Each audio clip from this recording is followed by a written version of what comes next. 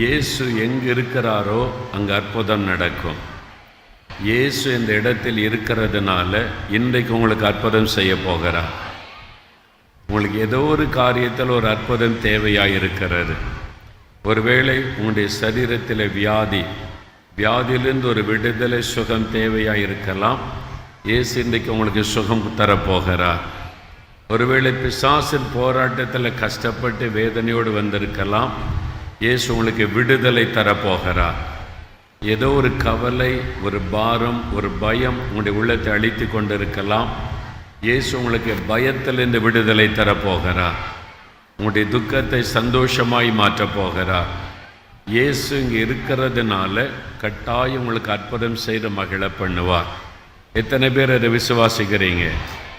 அல்லேலூயா. அப்படின்னா, இயேசுவே நீர் என்னோடு பேசும், நீர் என்னை சந்தியும், எனக்கு ஒரு அற்புதம் செய்ய என்று சொல்லி நீங்கள் ஜெபிக்க வேண்டும். நீங்கள் எதிர்பார்ப்போடு வேண்டுதல் செய்தால் ஆண்டவர் உங்களுக்கு அற்புதம் செய்வார். நீங்கள் ஒரு எதிர்பார்ப்போட விசுவாசத்தோட இன்றைக்கு எனக்கு ஒரு அற்புதத்தை இயேசு செய்வார் என்று விசுவாசித்தால் கட்டாயம் உங்களுக்கு அற்புதம் செய்து உங்களை மகிழ பண்ணுவார். ஆமென். மனிதன் அற்புதம் செய்ய முடியாது. நான் உங்களைப் போல பாடுள்ள ஒரு மனிதன், நான் உங்களுக்கு அற்புதம் செய்ய முடியாது. ஆனால் நான் சொல்லுகிற இயேசு அற்புதம் செய்கிறவர். என்ற இயேசு தான் உங்களுக்காக சிலுவையிலே மரித்து இரத்தம் சிந்தி 3வது நாள் மரணத்தை ஜெயித்து உயிரோடு எழுந்தார். ஆகவே அவரை நீங்கள் விசுவாசிக்கும் போது நீங்கள் அற்புதங்களை காண முடியும். ஒரு பல்லவியை பாடி நம்ம தேவ செய்தியை கேட்க போகிறோம். அப்படியே உட்கார்ந்த வண்ணமாக வல்லமை உண்டு, வல்லமை உண்டு, அற்புத வல்லமை. இயேசுடைய சிலுவையில் சிந்தின இரத்தத்தை நினைத்தவர்களாய் அந்த பல்லவி எல்லாரும் பாடி அதன் பிறகு தேவ செய்தியை நம்ம கேட்டு, நான் சுருக்கமாக வேத வசனத்தை சொல்லி அதிக நேரம் ஜெபம் பண்ணி சரியான நேரத்தில் உங்களை முடித்து அனுப்பி விடுவோம். அப்படியே நாம் எல்லாரும் ஒரு நிமிடம் கண்களை மூடி இயேசுவை மாத்திரம் நம்முடைய இருதயத்தில் நோக்கி, இயேசுவே என்னோடு பேசும், இயேசுவே எனக்கு ஒரு அற்புதம் செய்யும் என்று கருத்தாய் நாம் ஜெபிக்கலாம்.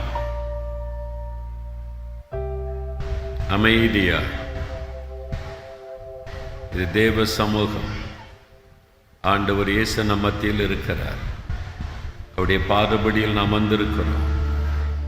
அவருடைய கண்கள் இந்த எல்லை முழுவதிலும் உலாவிக் கொண்டிருக்கிறார். இங்கு இருக்கிற ஒவ்வொருவரையும் இயேசு கவனித்துக் கொண்டிருக்கிறார். அவருடைய பிரசன்னம் இந்த இடத்தை சூழ்ந்திருக்கிறார். இயேசு உங்கள் மத்தியிலே வந்திருக்கிறார். இயேசுவே என்னோடு பேசும், இயேசுவே எனக்கு ஒரு அற்புதம் செய்யும் என்று கேளுங்கள். தகப்பனே, உம்முடைய பிரசன்னத்திற்காக நாங்கள் உம்மை துதிக்கிறோம். உம்முடைய பாதபடியில் நாங்கள் கூடி வந்திருக்கிறபடியால் எங்கள் மத்தியில் நீர் வந்திருக்கிறதற்காக உமக்கு ஸ்தோத்திரம். இந்த பிள்ளைகள் உம்மை தேடி வந்திருக்கிறார்கள். ஒரு அற்புதத்தை எதிர்பார்த்து வந்திருக்கிறார்கள். இன்னைக்கு ஒவ்வொருவருக்கும் அற்புதம் செய்து அவர்களை மகிழ பண்ணும். இயேசு கிறிஸ்துவின் நாமத்தில் ஜெபிக்கிறோம் பிதாவே. ஆமென். வேத புஸ்தகத்தில் பரிசுத்த லூக்கா எழுதின சுவிசேஷம் 19ஆம் அதிகாரம். லூக்கா எழுதின சுவிசேஷம் 19ஆம் அதிகாரம் முதல் 3 வசனங்களை வாசிக்க கேட்போம். வேத புஸ்தகத்தில் லூக்கா 19ஆம் அதிகாரம் முதல் 3 வசனங்கள். அவர் எரிகோவில் பிரவேசித்து அதன் வழியாக நடந்து போகையில் ஆயக்காரருக்கு தலைவனும் ஐஸ்வர்யவானுமாயிருந்த சகேயு என்னப்பட்ட ஒரு மனுஷன் இயேசு எப்படிப்பட்டவரோ என்று அவரை பார்க்க வகை தேடினான். அவன் குள்ளனானபடியால் ஜனக்கூட்டத்தில் அவரை காணக்கூடாமல் அவர் போகும் வழியில் முன்னாக ஓடி அவரை பார்க்கும்படி ஒரு காட்டத்தி மரத்தில் ஏறினான். இயேசு எரிகோ என்ற பட்டணத்தின் வழியாக கடந்து போனார். எருசலேமுக்கு போகிற வழியில் எரிகோ என்ற ஒரு பட்டணம் இருக்கிறது. இன்றைக்கும் அந்த பட்டணம் இருக்கிறது. இன்றைக்கும் அந்த பட்டணத்திற்கு பெயர் எரிகோ என்றுதான் பெயர். அந்த பட்டணத்தின் வழியாக இயேசு நடந்து போகும் பொழுது அங்கே நடந்த ஒரு சம்பவம் தான் இந்த பகுதியில் எழுதப்பட்டிருக்கிறது. அந்த பட்டணத்தில் ஒரு மனிதன் இருந்தான். அவனுடைய பெயர் சகையு என்பது. அந்த மனிதனை குறித்து வேதம் சொல்லுகிறது, அவன் ஆயக்காரருக்கு தலைவனும் ஐஸ்வர்யவானுமாக இருந்தான். பெரிய பணக்காரன், அந்த ஊரிலேயே பெரிய செல்வந்தனாக இருந்திருக்க வேண்டும். அதனால்தான் ஐஸ்வர்யவான், பெரிய பணக்காரன் என்று வேதம் சொல்லுகிறார். அந்த எரிகோ பட்டணத்தில் பெரிய பணக்காரன். அது மாத்திரமல்ல, ஆயக்காரருக்கு தலைவன், அதாவது வசூலிக்கக்கூடிய அதிகாரிகளுக்கு தலைவனாக, சீஃப் டாக்ஸ் கலெக்டர், அவ்வளோ பெரிய பதவியில் அவன் இருந்தான். அவனுக்கு பெரிய பதவியும் இருந்தது, நிறைய பணமும் இருந்தது. இந்த உலகத்தில் மனுஷர்கள் தேடுவது எதை? நல்ல பதவி இருக்கணும், பணம் இருக்கணும், இருந்துட்டா சந்தோஷமாக இருக்கலாம் என்று மனிதன் நினைக்கிறான். பண கஷ்டத்தில் இருக்கிறவங்க, நம்ம தான் கஷ்டப்படுகிறோம், நமக்கு தான் ஒரு சமாதான இல்லை, நிம்மதி இல்லை. பணம் இருந்தால் ரொம்ப சந்தோஷமாக இருக்கலாம். அதுவும் ஒரு பதவி இருந்துட்டா, எம்எல்ஏ ஆயிட்டா, மினிஸ்டர் ஆயிட்டா, ஒரு பதவி வந்துட்டா ரொம்ப சந்தோஷமாக இருக்கலாமே. உலகத்தில் அப்படிப்பட்ட சில மனிதர்களை பார்க்கும் பொழுது நமக்கும் அப்படி ஒரு ஆசை வருகிறார். பணமும் பதவியும் இருந்தால் சந்தோஷமாக இருக்கலாம் என்று மனிதன் நினைக்கிறான். ஆனால் இந்த சகையு என்ற மனிதனுக்கு பணமும் இருந்தது, பெரிய பதவியும் இருந்தது, ஆனால் நிம்மதி இல்லை, சமாதானம் இல்லை. அந்த ஊர் மக்கள் அவனை பாவி என்று ஒதுக்கி வைத்திருந்தார்கள்.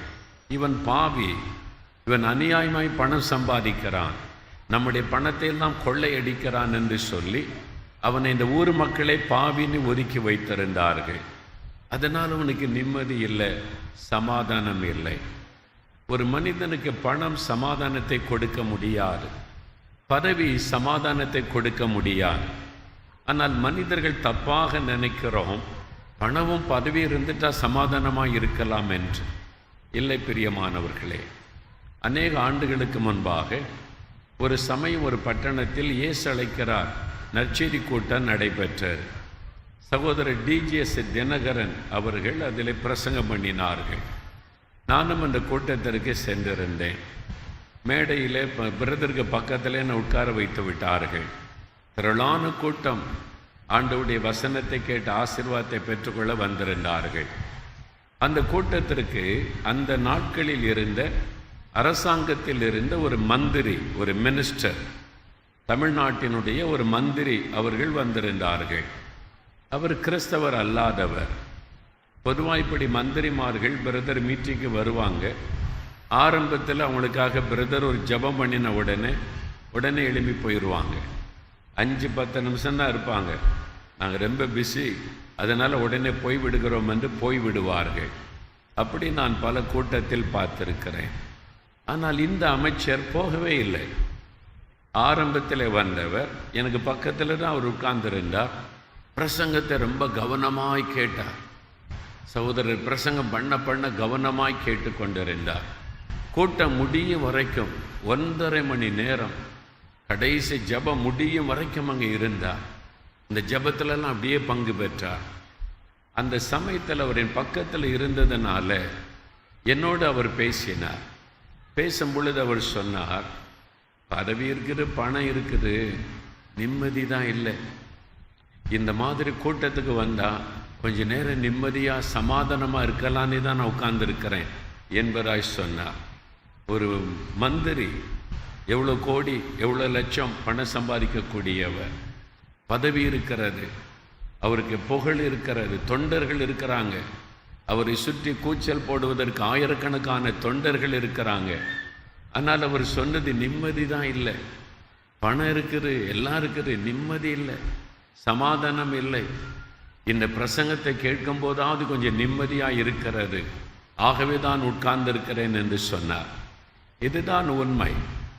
இந்த உலகத்தில் பதவியில் இருக்கிறவங்க கூட வெளியில் சந்தோஷமாக இருப்ப மாதிரி நடிப்பார்கள். ஆனால் தனிமையாக தன்னுடைய படுக்க அறைக்குள்ளே போகும்போது தான் அவளுக்குள்ளே நிம்மதியற்ற நிலைமையை உணருவார்கள். பதவி சமாதானத்தை கொடுக்க முடியாது, பணம் நிம்மதியை கொடுக்க முடியாது. இந்த மனிதனுக்கு ரெண்டும் இருந்தது, அவனுக்குள்ளே சமாதானம் இல்லை. ஆகவே அவனுடைய உள்ளம் சமாதானத்தை தேடினர், உண்மையான ஆசீர்வாதத்தை தேடினர், பதவி ஒரு உண்மையான ஆசீர்வாதம் அல்ல. பதவி ஒரு பணம் ஒரு முழுமையான ஆசீர்வாதம் அல்ல. அவனுடைய உள்ளத்திலே சமாதானத்தை அவனுடைய உள்ளம் தேடினர். அப்பொழுதுதான் இயேசுவை பற்றி அவன் கேள்விப்படுகிறான். இயேசு என்ற ஒருவர் வந்திருக்கிறார். அவர் பாவங்களை மன்னித்து சமாதானம் அருளி செய்கிறார். வியாதியஸ்தரையெல்லாம் குணமாக்குகிறார். அவர் தொட்டா வியாதியெல்லாம் பறந்து போய்விடுகிறது. அவருக்கு முன்னால் பிசாசெல்லாம் நடுங்குது. செத்தவங்களை கூட உயிரோடு எழுப்பி விடுகிறார். இந்த மாதிரி ஒருத்தரை பார்த்ததே இல்லை. அவர் கடவுளே நம் மத்தியில் வந்திருக்கிறான்னு சொல்கிறாங்க. இல்லை அவர் ஒரு பெரிய தீர்க்கதரிசின்னு சொல்கிறாங்க. இதெல்லாம் சகையை கேள்விப்பட்டான். அதை கேள்விப்பட்ட பொழுது அவனுக்குள் ஒரு ஆசை எழும்பினார். இந்த இயேசு எப்படிப்பட்டவர்? இந்த இயேசு எப்படிப்பட்டவர்? நான் அவரை பார்க்க வேண்டும்.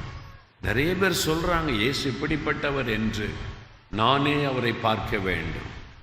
I want to see Jesus. நான் இயேசுவை பார்க்க வேண்டும். அவர் எப்படிப்பட்டவர் என்பதை நானே பார்த்து அறிய வேண்டும். இவங்கெல்லாம் சொல்கிறாங்க இயேசு அன்பானவர், வல்லமை உள்ளவர், அற்புதம் செய்கிறவர் என்றெல்லாம் சொல்கிறாங்க. ஆனால் அந்த இயேசு எப்படிப்பட்டவர் என்று நானே பார்த்து அறிய வேண்டும் என்று அவனுக்குள்ள ஒரு ஆசை. அந்த சமயத்தில் தான் ஒரு செய்தி வருகிறது. நம்ம ஊர் வழியாக இயேசு கடந்து போகிறார். இந்த வழியாகத்தான் எருசலேமுக்கு போகிறார் என்ற செய்தி கேட்டவுடன் அவனுக்குள்ள ஒரு பெரிய ஆசையோடு வந்தான். இந்த இயேசுவை நான் எப்படியாவது பார்த்துறணும், அவர் பக்கத்தில் போய் பார்த்துறணும். அவருடைய முகம் எப்படி இருக்கும், அவருடைய கண்கள் எப்படி இருக்கும், அவர் எப்படி நடப்பார், எப்படி பேசுவார், இந்த இயேசுவை நான் பார்க்க வேண்டும் என்ற ஆசை அவனுக்குள் எழும்பினார். ஆனால் இவன் குள்ளமான ஒரு மனுஷன், ரொம்ப ஷார்ட், குட்டையாக இருப்பான். இயேசு கிறிஸ்துவை சுற்றிலும் எப்பொழுதும் ஜனக்கூட்டம். என்னால் இயேசு போகிற இடமெல்லாம் அற்புதம் செய்து கொண்டு வந்ததினால எங்கு போனாலும் ஜனங்கள் திரளாக இயேசுவை சூழ்ந்து கொள்ளுவார்கள். அதனால் இயேசு வருகிறார் என்று கேள்விப்பட்ட உடன் அந்த ஊருக்குள்ளே திரளான மக்கள் வந்துட்டாங்க. இயேசு இந்த வழியாய் போகிறார் என்று சொல்லி எல்லா பக்கமும் ஜனக்கூட்டம். அதுக்கு நடுவில் இயேசு நடந்து போகிறார். இவனால் குள்ளனாக இருந்ததுனால எட்டி எட்டி பார்க்குறான், இயேசுவை பார்க்க முடியவில்லை. உடனே பார்த்தான், யோசித்தான் என்ன பண்ணலாம் இயேசுவை பார்ப்பதற்கு. முன்னால் ஓடி போனான். ஒரு காட்டத்தி மரம் இருந்தது. இந்த மரத்தில் ஏறி உட்கார்ந்தா இயேசுவை நல்லா பார்க்கலாமே அப்படின்னு சொல்லி தான் ஒரு பெரிய பணக்காரன், பெரிய பதவியில் இருக்கக்கூடியவன் என்பதை கூட மறந்து விட்டான். அந்த மரத்தின் மேலே ஏறி உட்கார்ந்து கொண்டான். இயேசு இந்த வழியாகத்தான் நான் வருவார், நான் பார்த்துறேன் அவரை என்பதாக இயேசுவை பார்க்க மரத்தின் மீது உட்கார்ந்திருந்தான்.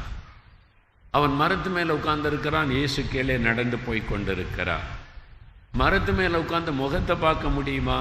தலையை தான் பார்க்க முடியும். தூரத்தில் தான் அவர் பார்க்க முடியும். அது ஜனங்கள் கூட்டமாக இருக்கிறான். ஒன்றும் சரியாக தெரியலையே முகமே.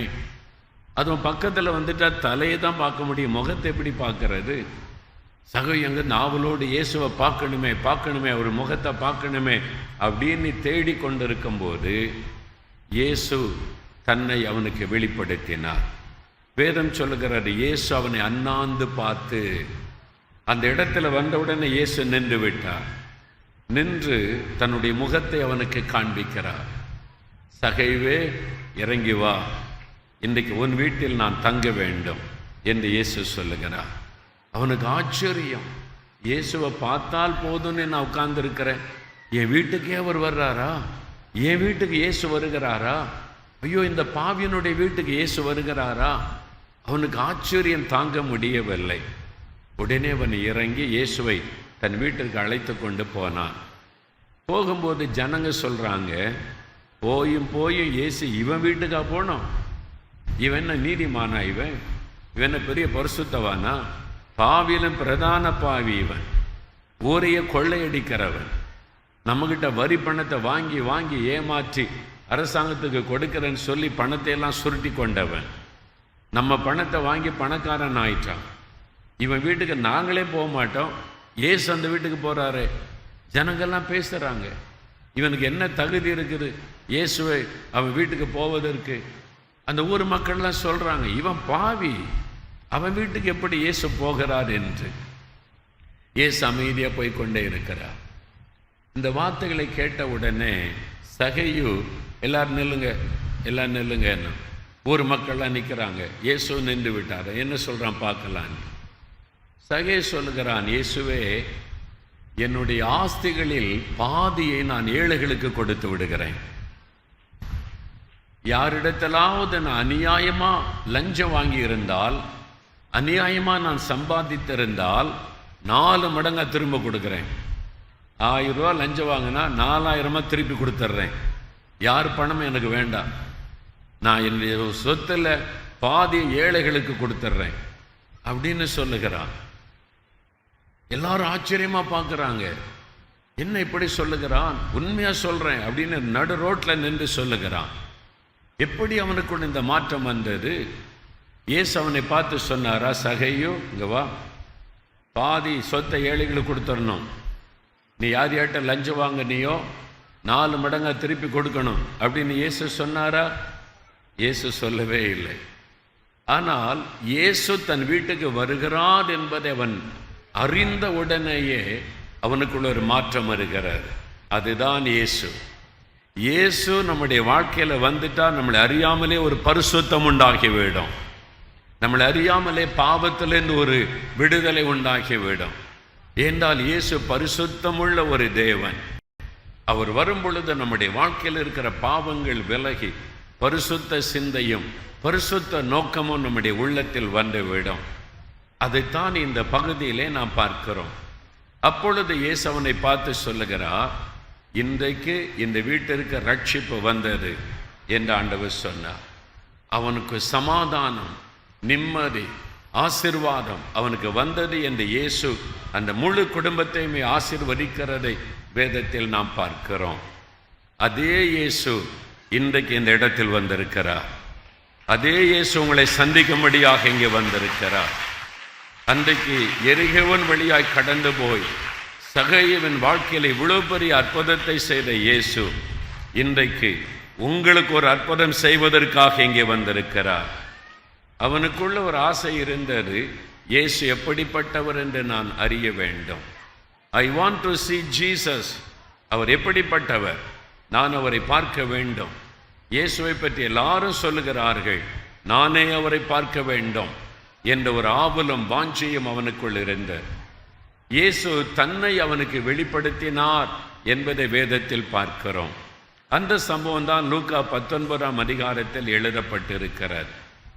இந்த இடத்தில் இயேசு தன்னை வெளிப்படுத்தும் போது தான் எப்படிப்பட்ட தேவன் என்பதை சகையுவுக்கு வெளிப்படுத்தி காண்பித்தார். இன்றைக்கு இயேசு எப்படிப்பட்டவர் என்பதை நீங்கள் அறியும் பொழுது உங்கள் வாழ்க்கையில் அற்புதத்தை நீங்கள் பெற்றுக்கொள்ள முடியும்.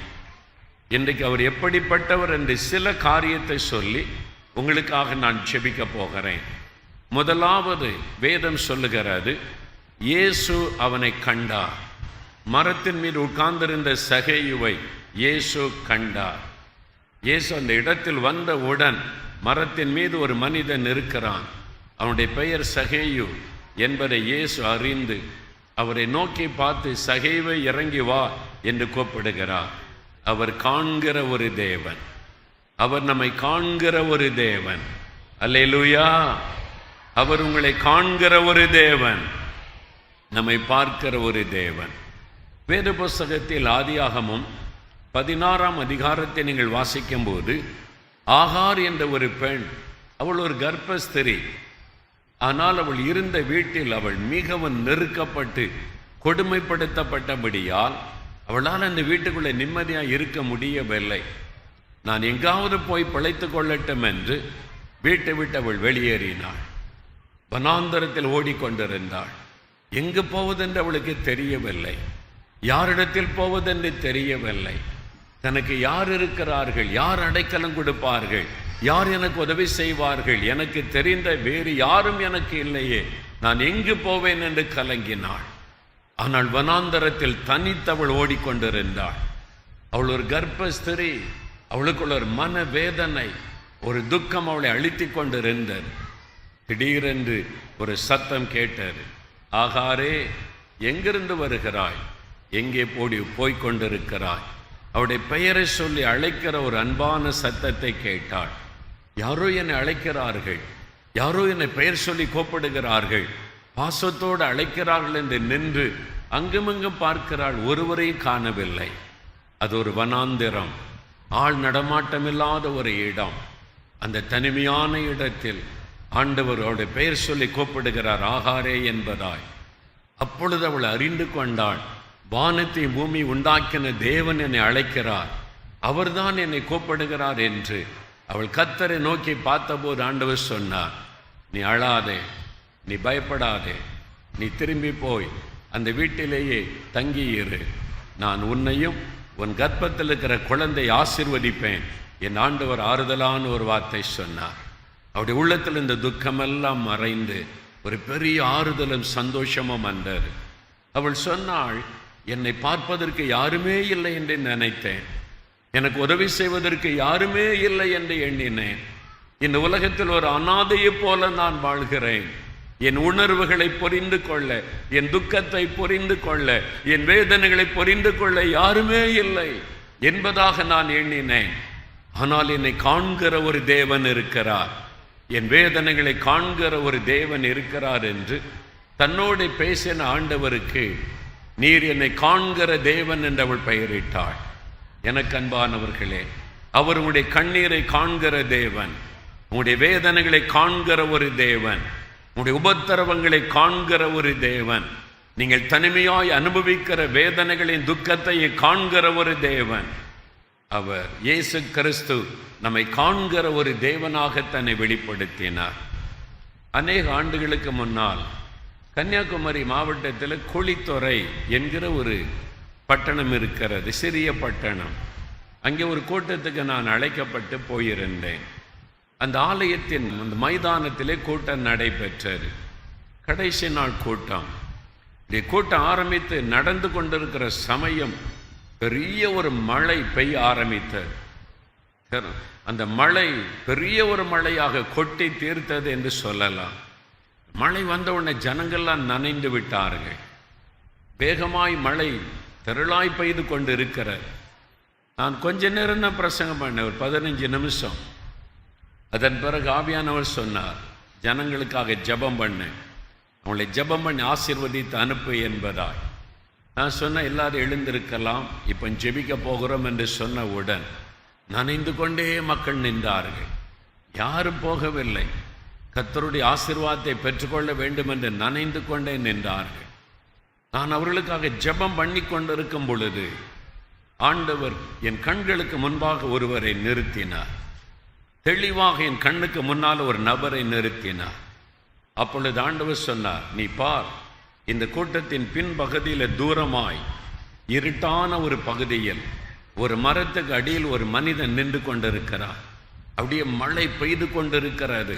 அந்த மனிதன் அந்த மரத்துக்கு அடியில் நெருக்கமாய் நின்று கொண்டிருக்கிறான். கண்களை மூடி ஜெபம் பண்ணுகிறான். அது யார் என்று தெரியாது, இங்கிருந்து பார்ப்பதற்கு தெரியாது. ஆண்டவரின் ஆவிக்குரிய கண்களை திறந்த போது அதை பார்க்க முடிந்தது. ஆண்டவர் சொன்னார், பார், இந்த ஒரு மனிதன் என்னை நோக்கி ஜெபம் பண்ணி கொண்டு இருக்கிறான். அவன் ஒரு கொடிய நோயினால் பாதிக்கப்பட்டவன். அவனுடைய நோய் தொழுநோய், குஷ்டரோகம் என்ற நோயினால் பாதிக்கப்பட்டவன். கூட்டத்திற்குள்ளே வருவதற்கு வெட்கப்பட்டு அவன் யாருமில்லாத இடத்தில் தூரமாய் நின்று இப்பொழுது ஜெபித்து கொண்டு இருக்கிறான். அவனுடைய ஜெபத்தை நான் கேட்டேன். நான் அவனை தொட்டு சுகமாக்குகிறேன், நீ அதை சொல் என்று ஆண்டவர் எனக்கு கட்டளையிட்டார். ஆகவே நான் சொன்னேன், தூரமாய் ஒரு மரத்தடியில் நிற்கிற சகோதரன், நீங்கள் தொழுநோயினால் பாதிக்கப்பட்டு மக்கள் மத்தியிலே வருவதற்கு வெட்கப்பட்டு நீங்கள் தூரமாய் இருட்டிலே நின்று கொண்டு இருக்கிறீர்கள். இயேசு உங்களுடைய ஜெபத்தை கேட்டார், உங்களை தொட்டு குணமாக்குகிறார் என்று சொல்லி ஜெபித்து முடித்தேன். கூட்டமெல்லாம் முடிந்தது, கடந்து வந்து விட்டோம். சில வருடங்கள் கழிந்து விட்டது. ஒரு நாள் ஒரு நண்பர் என்னை பார்க்க வந்தார். அவர் கொஞ்சம் காணிக்கைகளை எடுத்துக்கொண்டு என்னை பார்க்க வந்திருந்தார். அவரோடு நான் பேசும் பொழுது சாதாரண ஒரு மனிதர், ஏழ்மையான ஒரு மனிதனாக தெரிந்தார். நான் அவரிடத்தில் கேட்டேன், என்ன வேலை செய்கிறீர்கள் என்று. நான் கொத்தனாராக வேலை செய்கிறேன், கட்டிட வேலைகளுக்கெல்லாம் போவேன் என்பதாக. அப்பொழுது, இவ்வளோ பணம் காணிக்கையை கொண்டு வந்திருக்கிறீங்க, நீங்கள் இந்த இவ்வளோ பணத்தை எப்படி சேகரித்தீர்கள்? அவர் சொன்னார், என் மகன் ஸ்கூலில் படித்து கொண்டிருக்கிறான், அடுத்த வருஷம் அவன் காலேஜில் சேர வேண்டும், என் மகனை எப்படியாவது படிக்க வைக்க வேண்டும் என்று நான் கொஞ்சம் கொஞ்சமாக பணத்தை சேகரித்து வைத்திருந்தேன். ஆலயமில்லாத கிராமத்தில் ஜனங்கள் மரத்தடியிலே கர்த்தரை ஆராதிக்கிறார்கள் என்பதை நான் கேள்விப்பட்டேன். அதனால் அவங்களுக்கு ஒரு ஆலயம் கட்டுவதற்கு நான் பணம் கொடுக்க வேண்டும் என்று எனக்குள்ளே ஒரு ஆசை வந்தது. ஆகவே நான் சேர்த்து வைத்திருந்த பணத்தை எல்லாம் கொண்டு வந்திருக்கிறேன். இது கொஞ்சம் இப்போ வந்திருக்கிறேன், வைத்துக்கொள்ளுங்கள், மீதி பணமும் நான் கொண்டு வருகிறேன். ஒரு ஆலயமில்லாத ஏழை கிராமத்தில் இருக்கிற மக்களுக்கு இதை வைத்து ஆலயம் கட்டி கொடுங்கள் என்று சொன்னார். நான் அவரை ஆச்சரியத்தோடு பார்த்தேன். ஒரு ஏழை மனிதர், கூலி வேலை செய்யக்கூடியவர், பல வருஷமாய் தன் மகனுடைய படிப்புக்காக சேர்த்து வைத்த பணத்தை கொண்டு வந்திருக்கிறாரே என்று எனக்கு வாங்க விருப்பம் இல்லை. ஐயா, உங்களுடைய பிள்ளையினுடைய படிப்புக்கு உள்ள பணம் உங்கள் மகனை படிக்க வையுங்கள், அவன் வேலை செய்து சம்பாதிக்கும் போது கொடுக்கலாம் என்று. இல்லை இல்லை, நான் இது ஆண்டவருக்கு என்று கொடுக்க தீர்மானித்து விட்டேன், நீங்கள் வாங்கிக் கொள்ளுங்க, என் மகனை கர்த்தர் படிக்க வைப்பார் என்றார். இவ்வளோ விசுவாசமாய் சொல்லுகிறாரே. நான் கேட்டேன், ஆண்டவர் இயேசுவின் மேல் உங்களுக்கு இவ்வளவு அன்பு காரணம் என்ன என்று. அப்பொழுது அவர் சொன்னார், ஐயா, சில வருஷத்துக்கு முன்னால் குளித்துறைக்கு நீங்கள் கூட்டம் நடத்த வந்தீங்கல்ல? ஆமாம், வந்தேன். கடைசி நாளில் மழை பெய்ததில்லை? ஆமாம், எனக்கு ஞாபகம் இருக்கிறது, நல்ல மழை பெய்தாரு. அப்போ நீங்கள் மேடையில் இருந்து ஒரு காரியம் சொன்னீர்கள். கூட்டத்திற்கு வெளியிலே மரத்தடியில் இருட்டிலே ஒரு மனிதன் நின்று குஷ்டரோக வியாதியோடு இருந்து ஜெபிக்கிறீங்க, இயேசு உங்களுடைய ஜபத்தை கேட்டு தொட்டு குணமாக்குகிறான்னு சொன்னீங்கல்ல. நான் திருப்பி பார்த்தேன், ஆமா, எனக்கு ஞாபகம் இருக்குது, ஆண்டவர் ஒரு மனிதனை எனக்கு காண்பித்து சொல்ல சொன்னார். அந்த மனிதன் நான் தான் குஷ்டரோகினால் பாதிக்கப்பட்டு என்னுடைய சரீரமெல்லாம் அழுகை நாற்றம் எடுத்தது, என் உடம்பெல்லாம் அழுகை நாற்றம் எடுத்து நான் வெளியே தலை காட்ட மனமற்று வெட்கப்பட்டு வீட்டுக்குள்ளேயே தான் நான் இருப்பேன். இந்த கூட்டத்தை கேள்விப்பட்ட போது யாருக்கும் தெரியாம என் முகத்தை எல்லாம் மூடிக்கொண்டு கூட்டத்துக்குள்ளே வர வெட்கப்பட்டு தூரத்தில் ஒரு மரத்தடியில் நின்று உங்களுடைய பிரசங்கத்தை கேட்டுக்கொண்டிருந்தேன். மழை வந்தது, நீங்கள் ஜெபிக்க ஆரம்பித்தீர்கள். நான் கண்ணீரோடு இயேசுவினிடத்தில் ஜெபம் பண்ணினேன். அதே நேரம்தான் உங்கள் மூலமாக இயேசு என்னை பற்றி சொன்னார். நீங்க சொன்ன அதே நிமிடம் இயேசுவின் கரம் என்னை தொட்டது. இன்னைக்கு என்னை பாருங்கள், குஷ்டரோக வியாதி வந்த அறிகுறியே எனக்கு இல்லை. நல்ல 100க்கு 100 நான் சுகமாயிருக்கிறேன். இது இயேசு எனக்கு செய்த அற்புதம். ஒரு குஷ்டரோகியாய் நான் மரித்து போயிருக்க வேண்டும், ஆனால் ஆண்டவர் எனக்கு அற்புத சுகம் கொடுத்தார். இன்றைக்கு என் சரீரத்தில் அந்த அறிகுறியே இல்லை. அவ்வளவு அற்புதமான சுகம் கொடுத்த இயேசுவுக்கு நான் இதை கொண்டு வந்திருக்கிறேன், அதனால் அவரை நேசிக்கிறேன் என்பதாய் சொன்னார். பாருங்கள், ஒரு மனிதன் தூரமாய் இருட்டில் ஒரு மரத்தடியில் ஒளிந்து நின்று ஜெபிக்கிறதை கூட இயேசுவின் கண்கள் கண்டது.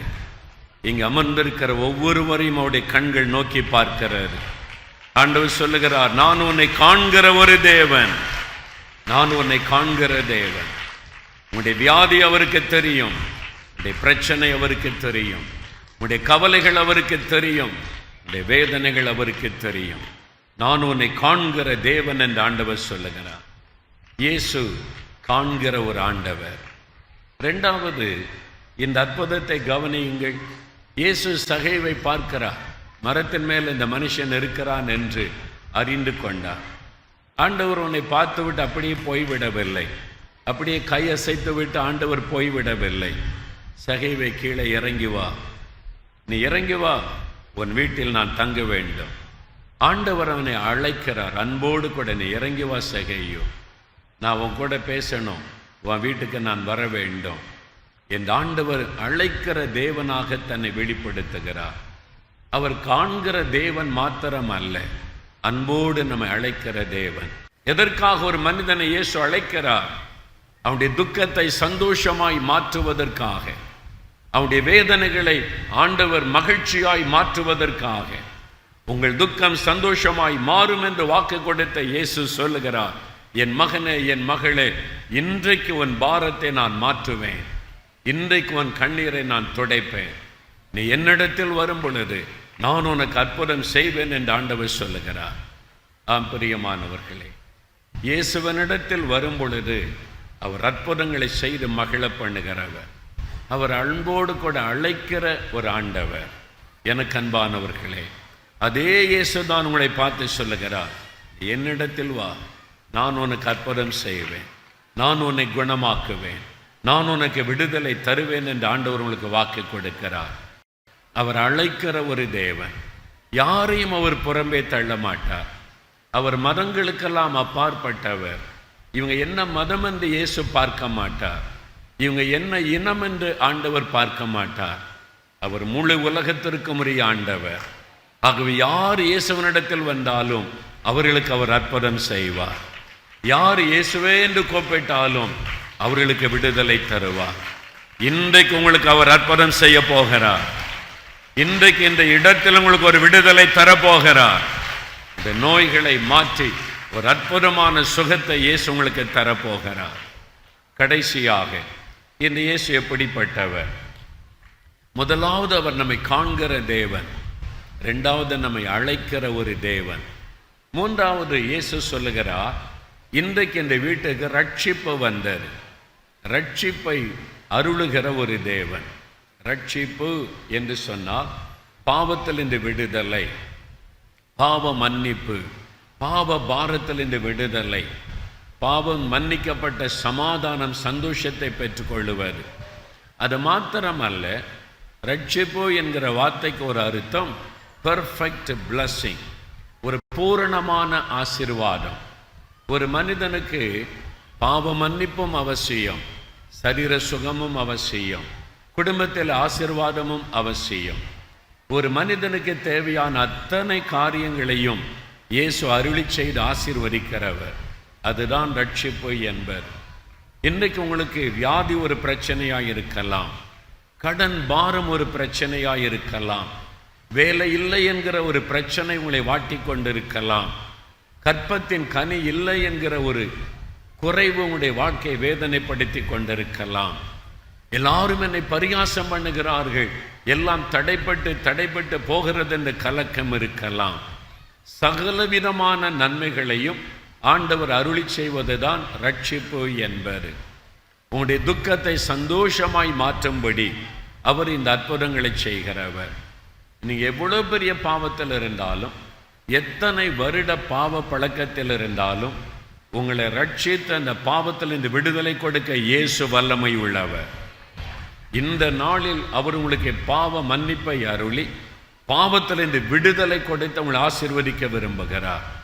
ஆம் பிரியமானவர்களே, இயேசு கிறிஸ்துவால் முடியாத காரியம் ஒன்றும் இல்லை. எங்கள் கிராமத்தில் ஒரு சகோதரர் இருந்தார். நான் ஊழியம் ஆரம்பித்த ஆரம்ப காலத்தில் நான் அவரை பார்த்துருக்கிறேன். எப்படின்னா, குடிச்சிட்டு அப்படியே கையில் ஏதாவது ஒரு ஆயுதத்தை வைத்து கொண்டு தள்ளாடி கொண்டே வருவார். கையில் ஒரு அருவா எப்பவும் வச்சிருப்பார், அதை இடுப்பில் தொங்க விட்டு கொள்ளுவார்.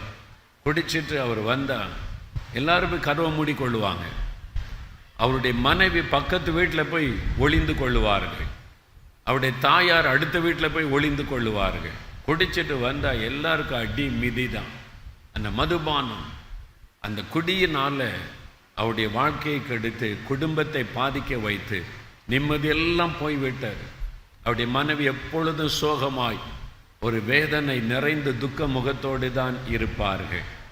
நாங்கள் ஜெபிக்கிறத அறிந்து எங்கள் வீட்டுக்கு வந்து ஜெபம் பண்ணுங்க, என் கணவர் இந்த பாவத்தில் இந்த விடுதலை பெறணும், ஜெபம் பண்ணுங்கன்னு சொல்லுவாங்க. நாங்கள் எப்பாவது ஜெபம் பண்ண 4-5 பேர் குழுவா அப்படி வீட்டுக்குள்ளே போனால் அவர் பின்வாசல் வழியாக ஓடியே போயிடுவார். எங்களை பார்க்கவே மாட்டார். இவங்க பார்த்தா ஜெபம் பண்ணுவாங்க, ஏசும்பாங்க, ரட்சிப்பும்பாங்கன்னு ஓடியே போயிடுவார். அதனால் எங்களை சந்திக்கவே மாட்டார். ஒரு சமயம் திடீர்னு ஒரு வீட்டுக்குள்ளே போனோமா, அகப்பட்டு கொண்டார், ஓட முடியலை. அதனால் தூரத்தில் நின்று கொண்டார். தூணுக்கு மறைவில் இருட்டில் போய் அப்படியே நின்று கொண்டார். முகம் கொடுத்து பேசக்கூட இல்லை. அவருக்கு வெட்கம். பல வருஷமாய் குடிப்பழக்கம், பல வருஷமாய் சின்ன வயதிலிருந்தே மதுபான பழக்கத்துக்கு அடிமையாகி நான் கிட்டத்தட்ட 30-35 வருஷமாக மதுபானத்துக்கு அடிமைப்பட்டவர். குடிக்காமல் ஒரு நாள் கூட இருக்க முடியாத அவர் சொல்லுவார், ராத்திரி படுக்கும்போது தன்னுடைய படுக்கை பக்கத்தில் ஒரு பாட்டில் சாராயம் இருக்கணும். காலையில் எழும்பின உடனே அதை எடுத்த மடமடன்னு குடிப்பார். குடிக்காட்டா அவருடைய கையெல்லாம் அப்படி ஆடு ஷிவரிங் ஆகும். நரம்பு மண்டலமெல்லாம் பாதிக்கப்பட்டு அந்த போதையில் இருந்தால் தான் அவருடைய உடம்பிலே செயல்படும். அவருடைய சரீரமெல்லாம் பாதிக்கப்பட்டு நரம்பெல்லாம் பாதிக்கப்பட்டு விட்டார். அதனால் இனி என்னால் குடியை விட முடியாது, அவ்வளவுதான் இனி என் வாழ்க்கை, அப்படிதான் அவர் நினைத்தார். அந்த பாவத்தினால குடும்பமே கலங்கி நிற்கிறது. சின்ன சின்ன பிள்ளைகள் கண்ணீரோடு நிற்கிறார்கள். நாங்கள் போன போது அகப்பட்டு கொண்டார். ஓரமாக ஒரு தூணுக்கு மறைவில் நின்று ஒளிந்து நின்று கொண்டார். முகம் கொடுத்து கூட பேசவில்லை. அவர் வெட்கப்படுகிறார் என்பதை தெரிந்தது. சரி ஜெபம் பண்ணுவோம் என்று சொன்னேன். தூரமாக முழங்கால் போட்டார், பக்கத்தில் கூட வரல. அவருடைய மனைவி பிள்ளைகள் எல்லாம் முழங்கால் படியிட்டார்கள். ஆண்டவரே, இவருக்கு நான் என்ன சொல்லணும்? நீ ஒன்றும் சொல்ல வேண்டாம், நீ ஆலோசனை சொல்லிலாம் இவங்களை மாற்ற முடியாது, குடிக்காத அப்படின்னு கேட்டால் குடியை விட்டுறா போகிறாங்க, விட மாட்டான். அவன் அதுக்கு அடிமையாக இருக்கிறான். அவனுக்கு தேவை ஒரு விடுதலை. அதனால் ஒரு வசனத்தை வாசித்து ஜெபம் பண்ணுன்னு சொன்னார். வேதத்தில் ஒரு வசனம் இருக்கிறது, தன் பாவத்தை மறைக்கிறவன் வாழ்வடைய மாட்டான், அறிக்கை செய்து விட்டு விடுகிறவன் இரக்கம் பெறுவான். ஒரே ஒரு வசனம், அந்த ஒரு வசனத்தை சத்தமாக நான் வாசித்தேன். வாசித்துட்டு ஜெபம் பண்ணுவோம் என்று சொன்னேன். அவர் பாருங்க, சின்ன பிள்ளை மாதிரி அழுகிறார், ஏங்கி ஏங்கி அழுகிறார். ஐயோ, நான் பாவியான மனிதன், இயேசுவே என் பாவங்களை மன்னியும், எனக்கு இந்த பாவத்தில் இந்த விடுதலை தாரும் என்று சிறு பிள்ளையை போல அழுதார். கண்ணீர் விட்டு அவர் அழுதார், அவர் சத்தமிட்டு அவர் அழுதார். குடும்பத்தாரெல்லாம் ஆச்சரியமா பார்க்குறாங்க, இவன் இவ்வளோ பெரிய பயங்கரமான குடிகாரன், யாருக்கும் பயப்படாத ரவுடி மாதிரி அலைந்து கொண்டிருந்தவன் சிறு பிள்ளை மாதிரி அழுகிறானே. இயேசுனுடைய பிரசன்னம் தொட்டது, இயேசுனுடைய வல்லமை தொட்டது, ஒரு மனம் திரும்புதல் உண்டானது. அவ்வளவுதான். அன்றைக்கு போன சாராயம் அதன் பிறகு வரவே இல்லை. சாராய கடைக்கு அவர் போகவில்லை. கிராமமே ஆச்சரியப்பட்டு போனது. இவன் எப்படி மாறினான், இவன் எப்படி மாறினான், எப்படி குடியே விட்டான்? இயேசுவால் செய்ய முடியாத அற்புதம் ஒன்றும் இல்லை. அதுதான் இயேசு. மனிதனுடைய வாழ்க்கையை மாற்றுவதற்காக இயேசு வந்தார். பாவ வாழ்க்கையை மாற்றி அவனுக்குள்ளே பரிசுத்தத்தை கொடுப்பதற்காக. அந்த பாவ அடிமத்தனத்தின் விடுதலை. அதன் பிறகு அவர் மதுபான கடைக்கு போனது இல்லை. எங்கள் ஊரை ஆச்சரியப்பட்டது அவருடைய வாழ்க்கையை பார்த்து. இன்றைக்கு உங்களுடைய வாழ்க்கையில் ஒரு அற்புதம் நடக்க போகிறது. ஏதோ ஒரு பாவம் உங்களை அடிமையாக்கி வைத்திருக்கிறது, உங்களால் விட முடியவில்லை என்று எண்ணுகிறீர்கள். இயேசு சொல்லுகிறார், இன்றைக்கு உனக்கு ரட்சிப்பு, பாவத்தில் இந்த விடுதலை நான் உனக்கு தருவேன் என்று வாக்கு கொடுக்கிறார். அது மாத்திரமல்ல, கடைசியாக ஒரு சம்பவத்தை சொல்லி நாம் இன்றைக்கு ஜெபிக்க போகிறோம். எங்கள் குடும்பத்தில் ஒரு அற்புதம் நடைபெற்றது. நாங்கள் கிறிஸ்துவ குடும்பத்தை சார்ந்தவர்கள் அல்ல. என் குடும்பம் ரொம்ப பக்தி உள்ள ஒரு குடும்பம். தினமும் காலையிலும் மாலையும் பக்தியோடு நாங்கள் கடவுள் வணக்கம் செய்வோம். எங்கள் வீட்டிலேயே தனியாக அதற்கு ஒரு அறையே நாங்கள் வைத்திருந்தோம். சின்ன வயதிலிருந்து என்னை அப்படித்தான் பழக்கி இருந்தார்கள். நான் ஸ்கூலில் படிக்கிற காலத்தில் இருந்து அவ்வளவு நான் பக்தியோடு கடவுள் வணக்கம் செய்வேன். தினமும் காலையும் மாலையும் தவறாமல் நான் கடவுள் வணக்கத்தை செய்வேன். எங்கள் குடும்பமே அப்படித்தான் இருந்தது. வியாபாரத்துக்காக என் பெற்றோர் சென்னைக்கு போனார்கள். சென்னையில் பாடி என்கிற இடத்துல என் தகப்பனார் ஒரு வியாபாரியாக அங்கு வியாபாரத்தை ஆரம்பித்தார்கள். அங்கு தான் நான் ஸ்கூலில் படித்து கொண்டிருந்தோம். எனக்கு 3 சகோதரர்கள். எனக்கு அப்பொழுது 14 வயது. அந்த சமயத்தில் இயேசுவை பற்றி எனக்கு சிலர் வந்து சொன்னாங்க. நான் சொன்னேன், இயேசுலாம் கடவுளே கிடையாது, கிறிஸ்தவங்களுக்கு புத்தியே கிடையாது, ஒரு மனிதனை போய் கடவுள்னு சொல்கிறீங்க, அப்படி தான் நான் சொன்னேன். எனக்குள்ள பக்தி வைராக்கியத்தினால இயேசுவை நான் வெறுத்தேன். யாராவது இயேசுவை பற்றி பேசினான்னு கோபம் வரும், நான் அவளை திட்டி அனுப்பி விடுவேன். இயேசுவையே கேவலமாய் பேசினேன் நான். அவ்வளவு எனக்குள்ள மத வைராக்கியம். அதனால இயேசுன்னு பேரை கேட்டாலே எனக்கு பிடிக்காது. அப்படி இருந்தவன் என்னுடைய 14வது வயசில் ஒரு கொடிய வியாதி எனக்கு வந்தது. ஹார்ட் என்லார்ஜ்மெண்ட், இருதயம் வீங்கி விட்டது. இருதயம் வீங்கினதுனால என் வலது கால் செயலற்று போய்விட்டது. நொண்டியாக படுத்த படுக்கையிலானேன். என் வலது கால் அசைக்க கூட முடியாத அளவிற்கு வியாதி கொடூரமாகிவிட்டது. சென்னையில் எத்தனையோ ஆஸ்பத்திரிக்கு என் பெற்றோர் என்னை கொண்டு போனார்கள். எவ்வளோ பணத்தை செலவு பண்ணினார்கள். குணமாக்க முடியவில்லை. மருத்துவம் என்னை கைவிட்டார். கடைசியில் பிரபலமான ஒரு டாக்டரிடத்தில் கொண்டு போன போது 4-5 டாக்டர்கள் என்னை பரிசோதித்தார்கள். தலை முதல் கால் வரைக்கும் பரிசோதித்து ஆலோசனை பண்ணினார்கள்.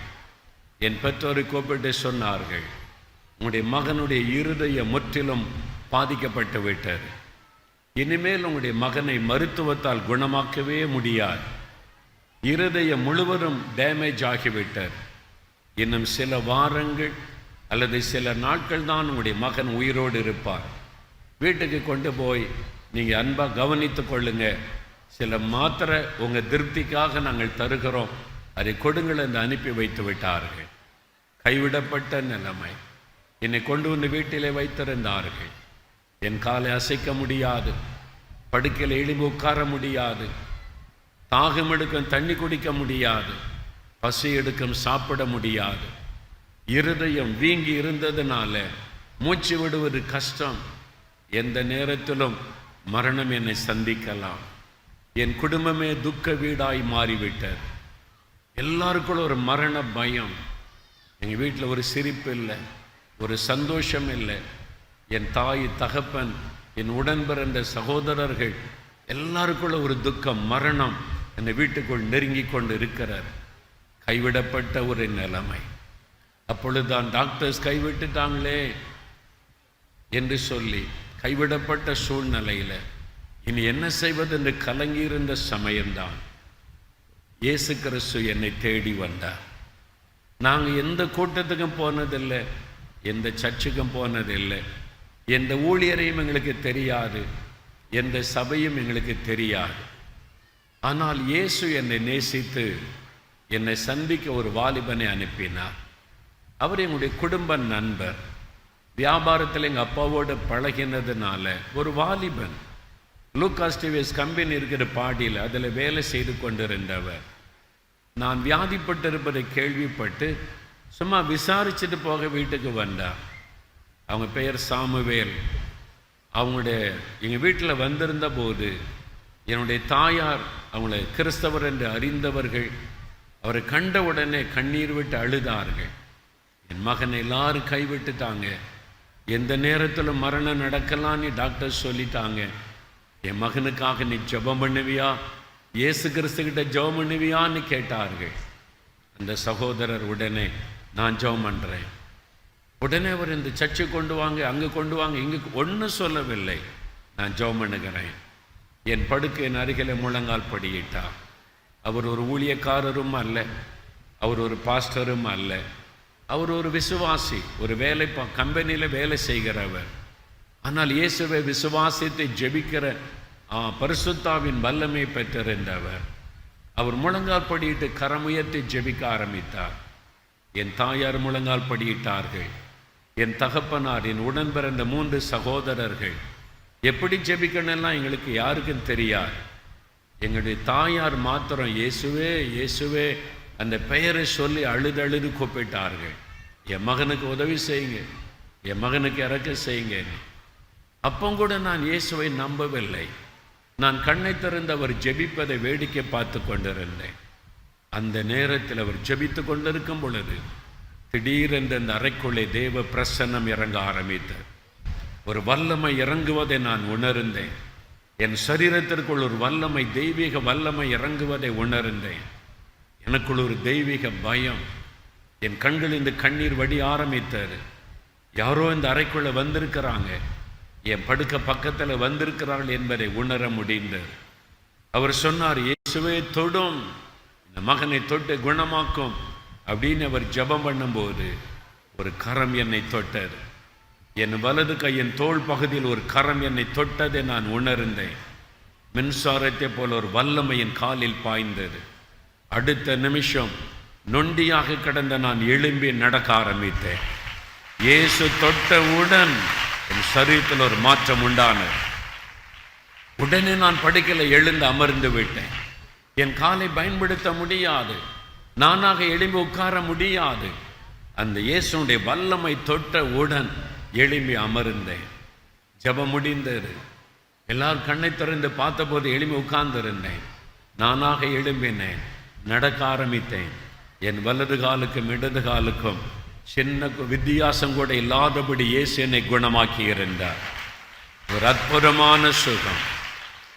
வீங்கி இருந்த இருதயம், பல்ஜாகி இருந்த இருதயம் நார்மலாய் மாறிவிட்டது. 2 அற்புதத்தை அன்றைக்கு இயேசு செய்தார். வீங்கி இருந்த இருதய நார்மலாய் மாறினது. செயலற்று போன என் வலது கால் செயல்பட ஆரம்பித்தது. என் குடும்பமே சந்தோஷப்பட்டது. இயேசு எங்கள் வீட்டுக்குள்ளே வந்தார். எங்கள் குடும்பத்தின் துக்கம் சந்தோஷமாய் மாறினர். ஒரு பெரிய ஆசீர்வாதத்தை ஆண்டவர் கொண்டு வந்தார். அதே இயேசு இன்றைக்கு உங்களை தேடி வந்திருக்கிறார். அந்த இயேசு தான் உங்களை சந்திக்க வந்திருக்கிறார். இன்றைக்கு உங்களுக்கு ஒரு அற்புதம் செய்ய போகிறார். ஏன் அவர் அற்புதம் செய்கிறார்? பெருமைக்காக அல்ல. என்னிடத்தில் வல்லமை இருக்கிறது பாருங்கள் என்று இயேசு எந்த இடத்திலும் அற்புதம் செய்யவில்லை. அவருடைய மனதுருக்கம், ஜனங்களுக்காக நான் பரிதபிக்கிறேன் என்பதாய் சொன்னார். ஐயோ, இந்த ஜனங்கள் கஷ்டப்படுகிறார்களே, ஐயோ, இந்த ஜனங்கள் வியாதியில வேதனைப்படுகிறார்களே. அந்த மனதுருக்கத்தினால் இயேசு அற்புதம் செய்தார் என்றுதான் மத்தேயு 14ஆம் அதிகாரம் 14ஆம் வசனம், மார்க்க 1ஆம் அதிகாரம் 40-41 வசனங்களிலே நம்ம பார்க்கிறோம். மனதுருகி அவர் அற்புதம் செய்தார். இன்றைக்கு அவர் அற்புதம் செய்வதற்கு காரணம் என்ன? சிலுவையில் நமக்காக அவர் சிந்தின ரத்தம்.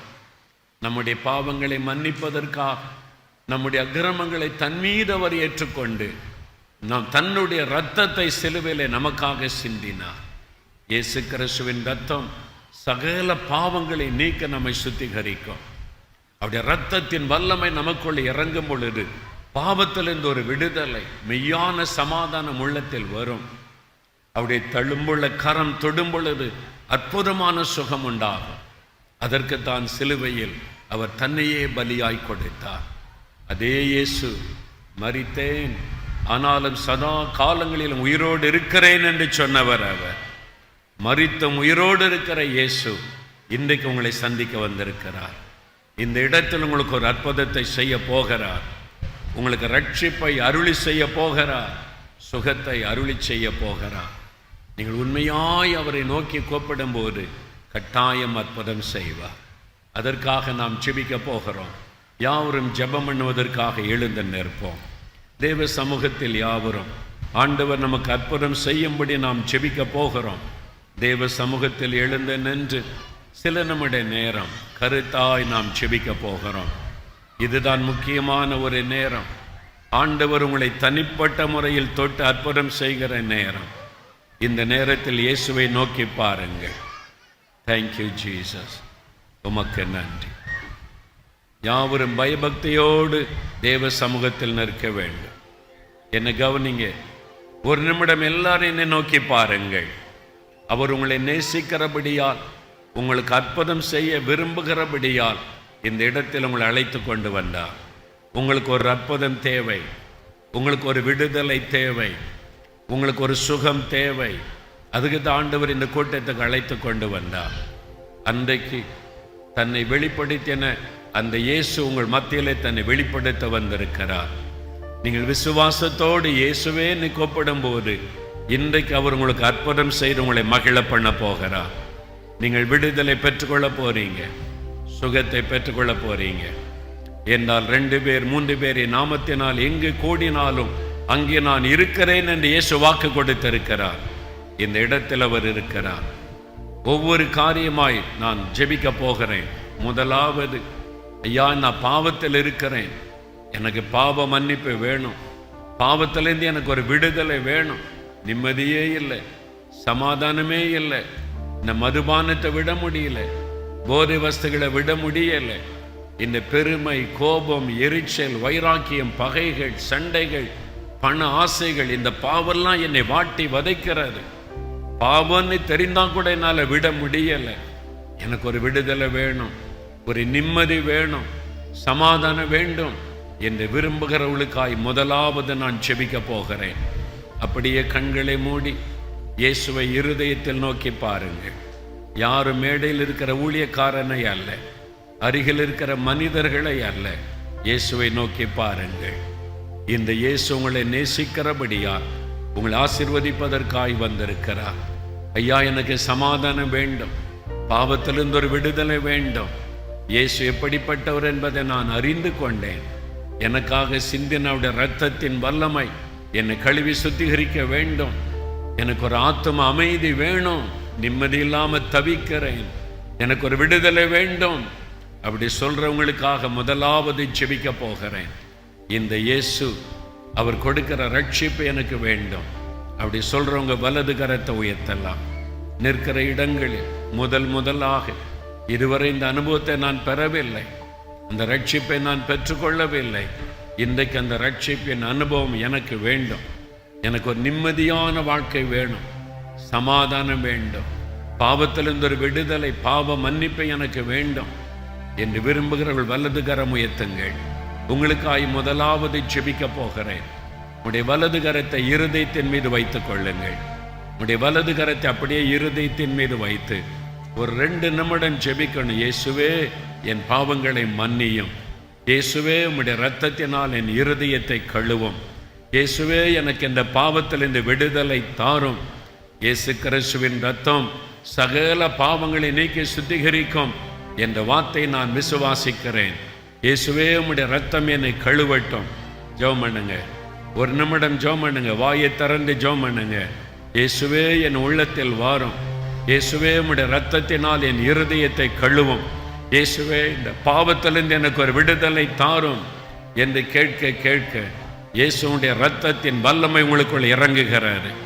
தகப்பனே, யார் யார் இருதயத்தில் கை வைத்து ஜெபிக்கிறார்களோ ஒவ்வொருவருக்காக நான் ஜெபிக்கிறேன்.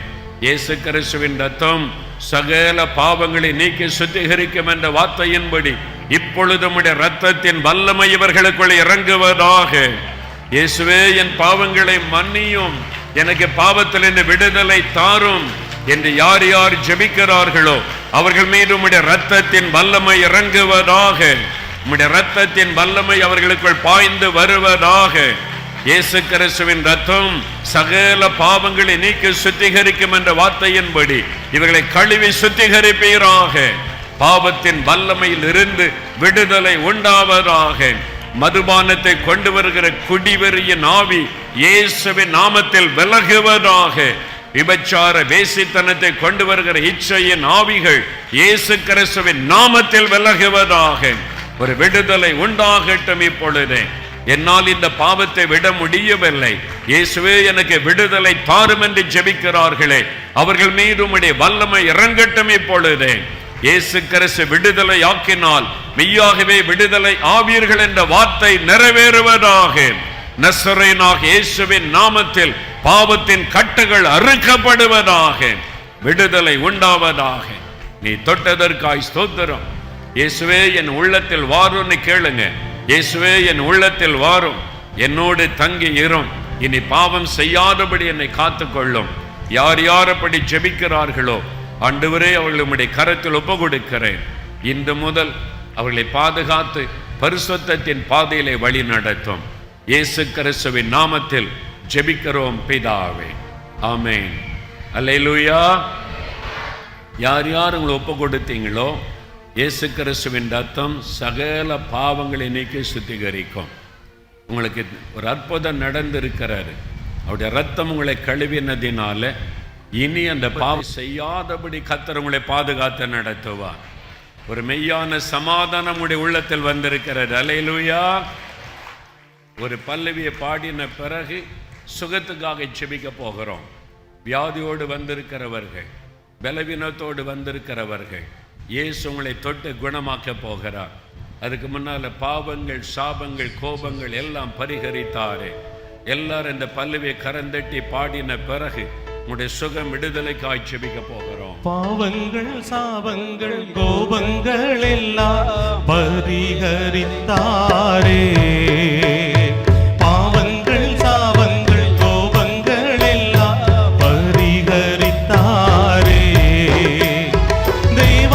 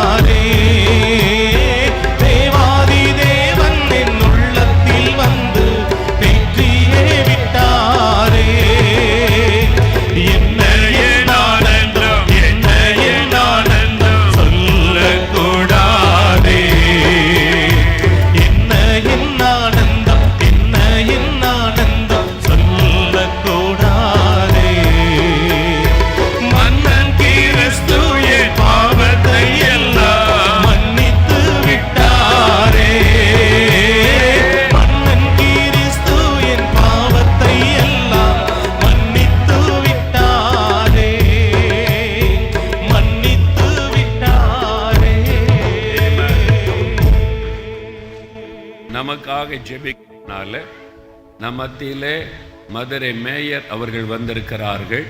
அவர்களுக்காக நாம் எல்லாரும் ஜெபிக்க போகிறோம். எல்லாம் கரந்தட்டி அவளுக்கு ஒரு வாழ்த்து சொல்லுங்க. தேங்க்யூ.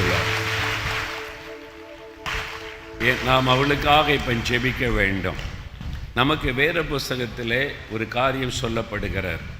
மேயர், எம்எல்ஏ, எம்பிக்கள், அதிகாரத்தில் இருக்கிறவங்க, அவங்களையெல்லாம் நம்ம ரொம்ப நேசிக்கிறோம். அது மாத்திரம் அல்ல, அவர்களுக்கு நம்ம ரொம்ப கனம் கொடுக்கிறோம். ஏன் அவங்கள ஊழியக்கார மாதிரி மதிக்கணும் அப்படின்னு சொன்னால், வேத புஸ்தகத்தில் ரோமர் 13ஆம் அதிகாரத்தில் எழுதப்பட்டிருக்கிறது.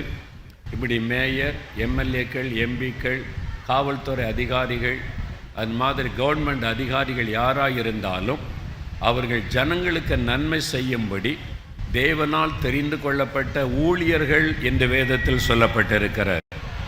அதனால தான் இவங்களை நம்ம தேவ ஊழியர்களாக மரியாதை கொடுத்து அவங்களுக்காக ஜெபம் செய்கிறோம். நாங்கள் இயேசுவை பிரசங்கிக்கிற ஊழியர்கள், இவர்கள் ஜனங்களுக்கு நன்மை செய்வதற்காக தெரிந்து கொள்ளப்பட்ட தேவ ஊழியர்கள். அதனால் நாம் அவங்களை நேசித்து அவங்களை ஆசீர்வதித்து ஜெபிக்க வேண்டும். ஆண்டவர்களுக்கு நல்ல சுகபலனை கொடுக்கவும் அவனுடைய குடும்பத்தை ஆசீர்வதிக்கவும் இந்த மாநகருக்கு, இந்த மதுரை மாநகருக்கு அவங்களை மேயராக தெரிந்தெடுத்திருக்கிற நோக்கம் நிறைவேறணும்.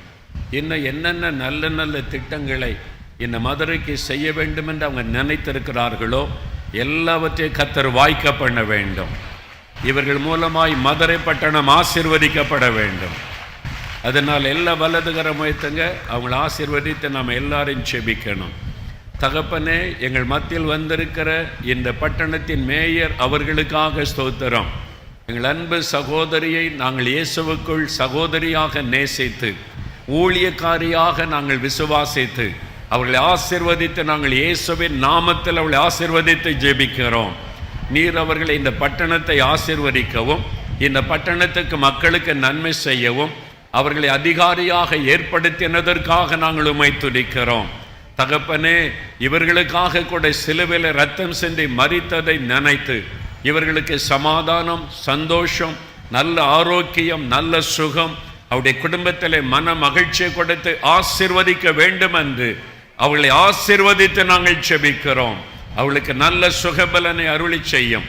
குடும்பத்தில் அமைதி, சமாதானம், சந்தோஷம் உண்டாயிருக்கட்டும்.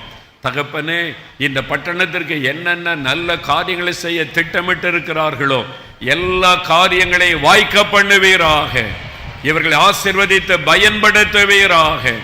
இவர்களோடு உம்முடைய கரம் இருந்து ஆசீர்வதிக்கவும் இன்னும் அவர்கள் செய்கிற ஒவ்வொரு காரியத்தையும் ஜெயமாக்கி கொடுப்பீராக. தடைப்பட்டிருக்கிற காரியங்களை வாய்க்க பண்ணும். இன்னும் அவர்களை ஆசீர்வதித்து உயர்ந்த பதவிகளை கொடுத்து மேன்மைப்படுத்த வேண்டும் என்று இயேசு கிறிஸ்துவின் நாமத்தில் அவளை ஆசீர்வதித்து ஜெபிக்கிறோம் பிதாவே. ஆமென், ஆமென், ஆமென். God bless you. God bless you. அல்லேலூயா. எல்லாரும் என்ன கவனிங்க. இது உங்களுடைய சுகம், உங்களுடைய விடுதலை, உங்களுடைய அற்புதத்துக்காக ஜெபிக்கிற நேரம். சில நம்முடைய நேரம் ஒரு மனமாக நம்ம கருத்தாக ஜெபித்தாதான் இயேசு அற்புதம் செய்வார். முதலாவது, எனக்கு கண்ணில் பிரச்சனை, கண்ணில் பார்வை சரியில்லை, கண்ணில் வலி, கண்ணில் வேதனை, என் கண்ணில் ஒரு அற்புத சுகம் வேணும். ஆண்டவர் அன்றைக்கு குருடருக்கு பார்வை கொடுத்தார். என் கண்ணில் தெளிவான பார்வை வேண்டும். என் கண்ணில் இருக்கிற பிரச்சனை மாறணும். எனக்கு ஒரு அற்புத சுகம் கண்களில் வேண்டும் அப்படின்னு சொல்கிறவங்க மட்டும் வலதுகரம் வைத்துங்க. கண்ணில் பிரச்சனை உள்ளவர்கள், என் கண்ணில் எனக்கு பிரச்சனை, கண்ணில் எனக்கு சுக வேண்டும் என்று சொல்கிறவங்க மட்டும் வலதுகரம் வைத்துங்க. இன்றைக்கு இயேசு உங்களுடைய கண்களை தொடப்போகிறார். தெளிவான பார்வை தரப்போகிறார். குருட்டு கண்கள் திறக்கப்பட போகிறார். அல்லேலூயா. கை கீழே போடுங்க. எனக்கு காதில் பிரச்சனை, ஒரு காது கேட்க மாட்டேங்குது, காதில் இரைச்சல் இருக்குது, காதுக்குள்ள வலி இருக்கிறது, என் காதில் ஒரு பிரச்சனை இருக்குது, என் சுகத்துக்காக ஜெபிக்கணும் அப்படி சொல்கிறவங்க கரம் வைத்துங்க. சிலர் இருக்கிறீங்க. ஓகே. மூணாவது இன்னொரு காரியம், என் சரீரத்தில் ஒரு கட்டி இருக்குது, கழுத்தில் ஒரு கட்டி இருக்குது, தைராய்டு கட்டி, மார்பில் ஒரு கட்டி இருக்குது, வயிற்றில் கட்டி இருக்குது, இல்லை தலையில் கட்டி இருக்குது, கேன்சர்னு சொல்கிறாங்க, கர்ப்பப்பையில் கட்டி இருக்குது, நீர் கட்டின்னு சொல்கிறாங்க, ஏதோ ஒரு கட்டி உங்களுடைய சரீரத்தில் பயமாக இருக்குது, இந்த கட்டி என் உடம்பில் இருக்குது, அப்படி சொல்கிறவங்க கை வைத்துங்க. நல்ல வைத்து காண்பிக்கணும். இப்போ இயேசு உங்களை குணமாக்க போகிறா. நல்ல கவனிங்க. முதலாவது இந்த 3 காரியத்துக்கு ஜெபிக்க போகிறோம். எல்லாம் கவனிங்க. கண்ணில் பிரச்சனை உள்ளவர்கள் கண்ணில் கை வைத்து, இயேசுவே என் கண்களை தொடும், என்னை குணமாக்கன்னு ஜெபிக்கணும். காதில் பிரச்சனை உள்ளவர்கள் காதில் விரல் வைத்து கொண்டு, இயேசுவே என் காதை தொடும், இந்த செவிட்டு ஆவி என்னை விட்டு விலகட்டும், அப்படி ஜெபிக்கணும். எந்தெந்த இடத்துல கட்டிகள் இருக்கிறதோ, கழுத்தில், மார்பில், வயிற்றில், எந்த இடத்துல கட்டிகள் இருந்தாலும் அந்த இடத்துல கை வைத்து கொள்ளணும். ஒருவேளை அப்படிப்பட்ட வியாதி உள்ளவங்களை நீங்கள் அழைச்சிட்டு வந்துருந்தா அவங்க மேலே கை வைக்கணும். நல்ல கவனிங்க. 2 நிமிடம் இயேசுவின் நாமத்தில் ஜெபிக்க போகிறோம். உங்கள் கண்களில் மாற்றம் வரப்போகிறார். உங்களுடைய காதுகளில் சுகம் உண்டாகும். கட்டிகள் மறைந்து போகும். விசுவாசிக்கிறீங்களா? எத்தனை பேர் விசுவாசிக்கிறீங்க? அல்லேலூயா. அப்படின்னா அந்த இடத்துல கை வைங்க. கண்களில் சுக வேண்டுனா கண்ணில் கை வைங்க. காதில் சுக வேண்டுனா காதில் விரல் வைங்க. கட்டிகள் இருந்தால் அந்த இடத்துல கை வைங்க. வயிற்றில், மார்பில், தலையில், கழுத்தில் எங்கே கட்டிகள் இருந்தாலும் சின்சியராக கருத்தை எல்லாம் கண்களை மூடி ஜெபிக்கணும். இயேசுவே என்னை தொடும். இயேசு, அந்த பெயரை சொல்லணும். இயேசுவே என்னை தொடும், இயேசுவே என்னை குணமாக்கும், இயேசுவின் நாமத்தில் என் கண்கள் திறக்கப்படுவதாக, இயேசுவின் நாமத்தில் என் கண்களிலே சுகம் உண்டாவதாக, இயேசுவின் நாமத்தில் என் காதுகள் சுகம் அடைவதாக, இயேசுவின் நாமத்தில் இந்த கட்டிகள் மறைவதாக, இயேசுவின் நாமத்தில், இயேசுவின் நாமத்தில். சொல்லுங்க சொல்லுங்க, இயேசுவின் நாமத்தை சொல்லுங்க. இயேசுவின் நாமத்தில். இயேசுவே என்னை தொடும், இயேசுவே என்னை குணமாக்கும், இயேசுவே என் கண்களில் உம்முடைய வல்லமை இறங்கட்டும், என் காதுகளில் உம்முடைய வல்லமை இறங்கட்டும். இப்பொழுது இந்த கட்டிகள் மறைந்து போவதாக. இயேசுவின் நாமத்தில் இந்த கட்டிகள் மறைந்து போவதாக. ஜெபம் பண்ணுங்க, ஜெபம் பண்ணுங்க. இன்னும் 1 நிமிடம் ஜெபம் பண்ணுங்க. இயேசு என்ற பெயரை சொல்லுங்க. இயேசுவின் நாமத்தில், இயேசுவின் நாமத்தில், நசரேயனாகிய இயேசுவின் வல்லமையுள்ள நாமத்தில் இப்பொழுது சரீரத்தில் இருக்கிற கட்டிகள் மறைந்து போவதாக. இயேசுவின் நாமத்தில் இந்த கட்டிகள் கரைந்து மறைந்து இல்லாமல் போவதாக. நசரேயனாகிய இயேசுவின் நாமத்தில் கேன்சர் கட்டிகள் மறைந்து போவதாக. நசரேயனாகிய இயேசுவின் நாமத்தினாலே மார்பில் இருக்கிற கட்டிகள் மறைந்து போவதாக. இயேசுவின் நாமத்தில் கழுத்திருக்கிற தைராய்டு கட்டிகள் மறைந்து போகட்டும். இயேசுவின் நாமத்தில் தலையிலே காணப்படுகிற கட்டிகள், வயிற்றிலே காணப்படுகிற கட்டிகள் இயேசுவின் நாமத்தில் மறைந்து போவதாக. இயேசுவின் நாமத்தில் சுகம் உண்டாவதாக. குருட்டு கண்கள் இயேசுவின் நாமத்தில் திறக்கப்படுவதாக. குருட்டு கண்கள் இயேசு கிறிஸ்துவின் நாமத்தில் திறக்கப்படுவதாக. கண்களிலே காணப்படுகிற வலிகள் மறைவதாக. கண்களிலே தெளிவான பார்வை வரட்டும். இயேசுவின் நாமத்தில், இயேசுவின் நாமத்தில், இயேசுவின் நாமத்தில் குருட்டு கண்கள் திறக்கப்படுவதாக. இயேசுவின் நாமத்தில் கண்களிலே தெளிவான பார்வை உண்டாவதாக. கிட்ட பார்வை, தூர பார்வை சுகம் உண்டாவதாக. பாதிக்கப்பட்ட கண்கள் இயேசு கிறிஸ்துவின் நாமத்தில் சுகம் அடைவதாக. இயேசுவே உம்முடைய சுகமளிக்கிற வல்லமை அவருடைய கண்களுக்குள்ள இறங்குவதாக. இயேசு கிறிஸ்துவின் நாமத்தில் சுகம் உண்டாவதாக. செவிட்டு காதுகள் திறக்கப்படுவதாக. இயேசு கிறிஸ்துவின் நாமத்தினாலே செவிட்டு காதுகள் திறக்கப்படுவதாக. காதிலே காணப்படுகிற வலிகள் விலகட்டும் இயேசுவின் நாமத்தினாலே. செவிட்டு காதுகள் திறக்கப்படட்டும் இயேசுவின் நாமத்தினாலே. சுகம் உண்டாவதாக, சுகம் உண்டாவதாக. ஆண்டவரே உம்முடைய கரம் தொட்டதற்காய் ஸ்தோத்திரம், ஸ்தோத்திரம். அப்படியே வலதுகரம் உயர்த்துங்க, வலதுகரம் உயர்த்துங்க. இயேசுவே ஸ்தோத்திரம் சொல்லுங்க. இயேசுவே என்னை தொட்டதற்காய் ஸ்தோத்திரம். இயேசுவே கண்களை தொட்டதற்காய் ஸ்தோத்திரம். கண்களிலே சுகம் கொடுத்து விட்டதற்காய் ஸ்தோத்திரம். கட்டிகளை எடுத்து போட்டதற்காக ஸ்தோத்திரம். காதை திறந்து விட்டதற்காய் ஸ்தோத்திரம்.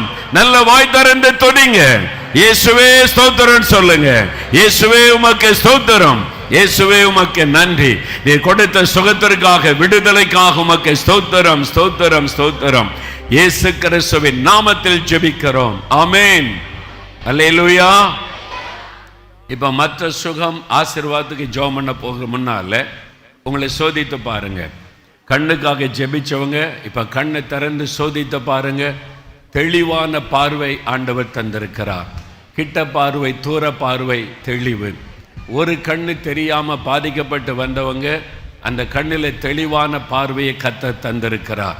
இப்ப கண்ணை திறந்து சோதிச்சு பாருங்க. உங்களுடைய கண்ணிலே ஒரு மாற்றம், புது கண்களாய் ஆண்டவர் மாற்றி இருக்கிறார். காதை சோதித்து பாருங்க. இப்ப தெளிவாய் காது கேட்கும்படி ஆண்டவர் உங்களுடைய காதை திறந்திருக்கிறார். சரீரத்துள்ள கட்டிகளை தேவன் மறைய பண்ணி இருக்கிறார். கழுத்தில் இருந்த கட்டி, மார்பில் இருந்த கட்டி, உங்களுடைய சரீரத்தில் இருந்த கட்டிகளை தேவன் மறைய பண்ணி இருக்கிறார். கை வச்சு பாருங்க, சோதித்து பாருங்க. எந்த இடத்துல கட்டி இருந்தது, எந்த இடத்துக்காக ஜெபிச்சீங்க, ஆண்டவர் தொட்டு இருக்கிறார். கரமசைத்து ஆண்டவருக்கு நன்றி சொல்லுங்க. அல்லேலூயா. இயேசுவே நன்றின்னு சொல்லுங்க. இயேசுவே நன்றி. ஹல்லேலூயா. கர்த்தருக்கு ஸ்தோத்திரம், ஸ்தோத்திரம். இப்போ எனக்கு கண்ணில் ஒரு சுகம் கிடைச்சிருக்குது, என் காதில் ஒரு மாற்றம் வந்திருக்கிறது. ஜெபிக்கும் போது ஆண்டவருடைய கரம் என்னை தொட்டது, என் சரீரத்துள்ள கட்டி மறைந்திருக்கிறது, எனக்கு ஒரு சுகத்தை ஆண்டவர் தந்திருக்கிறார், என்னால் அதை உணர முடிகிறது. அப்படி சொல்றவங்க நிற்கிற இடத்திலே வலதுகரம் வைத்து காண்பீங்க, நல்ல உயர்த்தி காண்பீங்க. சுகத்தை உணர்கிறவர்கள், கண்களிலே சுகம், காதிலே சுகம், கட்டி மறைந்திருக்கிறார். நிறைய பேர் சுகமிட்டு இருக்கிறீங்க. இயேசு குணமாக்கி இருக்கிறார். அல்லேலூயா. யாராவது ஒரு 3-4 பேர் சீக்கிரம் மேடைக்கு வாங்க. இயேசுவை மகிமைப்படுத்த, சாட்சி சொல்ல. இயேசு எனக்கு சுகம் தந்திருக்கிறாரு. இப்போ கண்ணில் தெளிவான பார்வை, என் காது நல்லா கேட்குது, கட்டி மறைஞ்சு போச்சு. சுகமற்றவங்க சீக்கிரம் ஒரு 4 பேர் மேடைக்கு வாங்க, வேகமாக வாங்க. Thank you Lord. இன்னொரு 3 பேர் வாங்க. இப்படி வரலாம், இப்படி இந்த பக்கமாக வரலாம். கூட்டம் நிறைய நினைக்காதுங்க. கூட்டத்தை விலைக்கு கொண்டு வாங்க. மற்றவங்க ஹெல்ப் பண்ணுங்க, அவங்க வருவதற்கு இடம் கொடுங்க. இப்படி வாங்க, சீக்கிரம் வாங்க. சுகம் பெற்றவங்க இருக்கிறீங்க, கண்களில் எனக்கு சுகம், இயேசுவை மகிமைப்படுத்தணும். வாங்க, மேடைக்கு வாங்க சீக்கிரமா. ஒரு 3-4 பேர் வாங்க. கட்டி மறைஞ்சிருக்கிற உங்களுடைய உடம்புல இந்த கட்டி ஆண்டவர் எடுத்து போட்டு விட்டார். கட்டி மறைஞ்சிருக்கு. சோதித்து பாருங்க சகோதரி, உங்களுடைய வயிற்றில் இருந்த கட்டி இப்போ இல்லை. கை வச்சு பாருங்க, இல்லை. சுகமற்றவங்க மேடைக்கு வாங்க, சீக்கிரம் வாங்க. இந்த பக்கமா அல்ல இந்த பக்கமா வரலாம், வேகமா வாங்க. இதற்கு பிறகு நான் மற்ற சுகம் ஆசீர்வாதத்துக்காக ஜெபிக்க போகிறோம். இடது கண் பார்வை தெளிவில்லாம இருந்திருக்குது, ஆபரேஷன் பண்ணியும் சுகமாகல, ஆண்டவர் சுகமாக்கி இருக்கிறார். உங்க பேர் என்ன? என் பேர் மகேஸ்வரி. மகேஸ்வரி. எந்த கண்ணுல பிரச்சனை? லெஃப்ட். இடது கண்ணுல ஆபரேஷன் பண்ணி சரியா தெரியல. ஆமா. வரும்போது அப்படிதான் வந்தீங்க. ஆமா. இப்போ கொஞ்சம் நல்லா தெரியுது. நல்லா தெரியுது. நல்லா இந்த கண்ணை மூடுங்க. தெரியுதா? இது எத்தனை? 2. இது எத்தனை? 5. இப்ப நல்லா தெரியுது. அவங்க இடது கண் ஆபரேஷன் பண்ணி கூட தெரியல, விசுவாசத்தோட ஜெபிச்சாங்க. இயேசு அவங்களுடைய கண்ணில் பார்வை கொடுத்திருக்கிறார். கரந்தட்டி இயேசுவுக்கு நன்றி சொல்லுங்க. நன்றி. God bless you. God bless you. ஆண்டவர் ஆசீர்வதிச்சிட்டார். ஆமென். 15 வருஷமா தைராய்டு கட்டி ஆண்டவர் மறைய செய்திருக்கிறார். உங்க பேர் என்ன? என் பேர் அனுசுயா. அனுசுயா. அனுசுயா. எங்க இருந்து வர்றீங்க? சிலைநேர் ஆணையூர். அங்க இருந்து. தைராய்டு கட்டி இருந்ததா? தைராய்டு கட்டி இருக்கு. இப்ப 60ல இந்த வகுத்துல கட்டி இருக்குண்டாங்க. ஆஸ்பத்திரியில பாத்துக்கிட்டு இருந்தோம். இப்ப இயேசு உனக்கு எனக்கு ஜெபிக்கும் போது நல்லா இருக்கு. நல்லா இருக்கு. கட்டி இல்ல, பெருசா இருந்ததா? 15 வருஷமா இந்த தைராய்டு கட்டி ஆண்டவர் மறைய பண்ணி இருக்கிறார். கரந்தட்டி ஆண்டவருக்கு நன்றி சொல்லுங்க. இயேசுவின் நாமத்தில் சுகம் கொடுத்த ஆண்டவருக்கு நன்றி. ஆமென், ஆமென். God bless you. வயிற்றில் இருந்த கட்டியை ஆண்டவர் மறைய செய்திருக்கிறார். உங்க பேர் என்ன? புஷ்பம். புஷ்பம். எந்த ஊர்ல இருந்து வரீங்க? மதுரை தான். மதுரை தான். எங்க கட்டி இருந்தது? இந்த இடத்துல இருந்தது 3 வருஷமா இருந்தது. 3 வருஷமா அழுத்திக்கிட்டே இருந்தது. அழுத்திக்கிட்டே இருக்கும். கை வச்சா தெரியும். இப்ப ஜெபம் பண்ணீங்களா? ஜெபம் பண்ணேன். ஜெபிச்ச பிறகு இன்னைக்கு தான் நான் வந்திருக்கிறேன். ஓ, இப்பதான் வந்திருக்கீங்க. இப்ப இல்ல. 3 வருஷமா இந்த கட்டி வயித்துல இல்ல. இயேசு தொட்டு குணமாக்கிட்டார். அருமையான புஷ்பா என்ற சகோதரி முதல் முறை இயேசுவை தேடி வந்திருக்கிறாங்க. இயேசு அற்புதம் செய்தார். கரந்தட்டி இயேசுவுக்கு நன்றி சொல்லுங்க. நன்றி. இயேசுவுக்கு ஸ்தோத்திரம். God bless you அம்மா. God bless you. 6 வருஷங்களாக தூர பார்வை சரியா தெரியாது. ஆண்டவர் நல்ல பார்வை உங்க கொடுத்திருக்கிறார். பேர் என்ன? என் பேர் சொர்ணபாண்டி. சொர்ணபாண்டி. நான் ஃபோட்டோகிராஃபர். போட்டோகிராஃபர். ஆமா. தூரத்து பார்வை பாதிப்புமா? தூரத்து பாரு ரொம்ப பாதிச்சிச்சு, அலங்கலங்கா தெரிஞ்சிச்சு. இப்ப நீங்க சொன்ன ஜீவம் பண்ணாலும் கரெக்டா சுகமாயிடுச்சு. இப்ப தூரத்துல நல்லா தெரியுது, கிளீனா தெரியுது. கிளீனா தெரியுதா? கண்ணுல பொறுப்பு பார்வை ஆண்டவர் தந்துட்டார். கரந்தட்டி இயேசுவுக்கு நன்றி சொல்லுங்க. கர்த்தருக்கு ஸ்தோத்திரம், கர்த்தருக்கு நன்றி. God bless you. 6 வருஷமா வயிற்றுல ஒரு கட்டி கத்தர் மாதிரியே செய்திருக்கிறார். ஐயாவுக்கு பேர் என்ன? லட்சுமணன். லட்சுமணன். வயிற்றுல கட்டியா? இந்த இருந்துச்சு, இப்ப எதுவுமே தெரியல. இப்ப எதுவுமே தெரியல. 6 வருஷமா அந்த கட்டியை ஆண்டவர் மறைய பண்ணிட்டார். லட்சுமணன் ஐயாவுக்கு ஆண்டவர் சுகம் கொடுத்தார். நல்ல கரந்தட்டி இயேசுவுக்கு நன்றி சொல்லுங்க. இயேசு மதங்களுக்கு அப்பாற்பட்டவர். இயேசு மதமெல்லாம் பார்க்க மாட்டார். இயேசு யாரையும் மதமாறுங்கள் என்று சொல்ல மாட்டார். இயேசு கிறிஸ்துவை விசுவாசிக்கிறவங்களுக்கு பாவத்திலிருந்து விடுதலை, வியாதியிலிருந்து விடுதலை. அல்லேலூயா சொல்லுங்க. God bless you ஐயா. ஆண்டவர் உங்களை ஆசீர்வதிச்சிட்டார். God bless you. ஆமென், ஆமென். 3 வருஷமா வலது கண்ணுல தெளிவான பார்வை இல்ல, ஆண்டவர் நல்ல பார்வை கொடுத்தார். 3 வருஷமா அந்த கண்ணில் வந்து திரை போட்டாப்புல இருட்டா இருக்கும், மறைச்சு இருக்கும், உருவம் தெரியாது. இந்த இடது கண்ணில் நல்லா தெரியும். ஆனால் இப்போ சமீப காலமாக எனக்கு அந்த கண்ணில் நானே ஜெபம் பண்ணிகிட்டே இருப்பேன். ஆனால் இன்னைக்கு உங்கள் இடத்துக்கு வர்றதுக்கு ஆண்டவர் வல்லமை கொடுத்து கடந்து வர வச்சது. ஜெபிச்ச பிறகு என்ன நடந்துச்சு? இன்னைக்கு வந்து எனக்கு கண்ணில் ஒரு ஒளி கிடைச்சது, கர்த்தருடைய வெளிச்சம். ஆமாம், அந்த கண்ணு இன்னைக்கு பிரைட்டாக தெரியுது. எந்த கண்ணு? வலது கண். அப்போ இந்த கண்ணை மூடுங்க, அப்படி வைங்க. கண்ணு தரங்க. தெளிவா தெரியுதா? தெரியுது. நல்லா தெரியுதா? நல்லா தெரியுது. பாருங்க, இந்த கண்ணு பாதிக்கப்பட்ட கண்ணுல தெளிவான பார்வை இயேசு கொடுத்துட்டார். கரந்தட்டி ஆண்டவருக்கு நன்றி சொல்லுங்க. நன்றி. காட் பிளஸ் யூ அம்மா. God bless you. 4 வருஷங்களாக 2 கண்களிலும் தெளிவான பார்வை இல்ல, நல்ல பார்வை கொடுத்திருக்கார். 4 வருஷம். 4 வருஷம் கண்ணு தெரியல, ஒரே மங்களா இருந்து தண்ணியா ஊத்துச்சு. இப்ப நல்லா தெரியும். மங்களா தெரியும், தண்ணி ஊத்திக்கிட்டே இருக்குமா? இப்ப நல்லா இப்ப தெளிவா தெரியுது. உங்க பேர் என்ன? மேரி. மேரி. 4 வருஷமா கண்ணு மங்களா தான் தெரியும், தெளிவா தெரியல, கண்ணில தண்ணி வடிஞ்சுக்கிட்டே இருக்கும். இன்னைக்கு இயேசு சுகம் கொடுத்துட்டார். கரந்தட்டி இயேசுவுக்கு நன்றி சொல்லுங்க. நன்றி. காட் பிளஸ் யூ அம்மா. God bless you. God bless you. 5 வருஷங்களாக வயிற்றில கட்டி மாதிரி உருண்டுட்டே இருந்திருக்கிறது, ஆண்டவர் சுகமாக்கி இருக்கிறார். இங்கனுக்குள்ள ஒரு மாதிரி உருண்டுகிட்டே இருக்கும், கட்டி மாதிரி. ஒரு மாதிரி ரொம்ப ஒரு நேரம் வலியெல்லாம் வரும். வலியா இப்படி வலிச்சுக்கிட்டே இருக்கு. சரி, என்ன வந்தாலும் வந்துட்டு போகுது அப்படின்ட்டு விட்டுக்கிட்டே இருந்தேன். இன்னைக்கு ஜெபம் பண்ணீங்களா? ஆமா சார். என்ன நடந்துச்சு? 10-12 நாளாச்சு. வண்டியில வேற விழுந்தோன்னே மண்டையில அடிச்சு, காலில் அடிச்சு விழுந்தோடனே ரத்தமா மூக்குள்ளே கொட்டிச்சு. ஏசப்பா ஆண்டவரே நெந்திருக்கிறேன். அந்த இடத்துல ஒரு 50 பொம்பளை கிட்ட இருந்து ஒரு பொம்பளை இருந்து தண்ணியை மேல ஊத்தி ஆண்டவர் பாதுகாத்திருக்கிறாரு. இப்ப கட்டிக்காக ஜெபிச்ச பிறகு இல்ல அது சொல்லவுமே அப்படி வகுத்துல வச்சு இன்னும் நடக்கவே இல்லை சார். என் ஃப்ரெண்டு, நீ கண்டிப்பா வாக்கா, இன்னைக்கு வந்தே ஆகணுங்க. நேற்று ரொம்ப நடக்க முடியாம இருந்தேன். அந்த பிள்ளை போன்லேயே தோமண்ணவில்லை. கரிமேட்டில இருந்து வர சித்ராண்டு அப்படியே நல்லாயிருச்சு. நல்லாயிட்டு. எல்லாம் கரந்தட்டி ஆண்டவருக்கு நன்றி சொல்லுங்க. நன்றி ஆண்டவரே. மகளை ஆசீர்வதியும் இயேசுவின் நாமத்தில். ஆமென், ஆமென். 3 வருஷமா இடது கண்ணில தண்ணி வடிஞ்சிட்டே இருக்கும், ஊரல். ஆண்டவர் சுகமாக்கி. 3 வருஷமா தண்ணி வடிஞ்சுக்கிட்டே இருக்கும், கடுக்கடுன்னு கடுக்கும். இந்த ஷோல்டர்ல வேற வலிச்சிச்சு.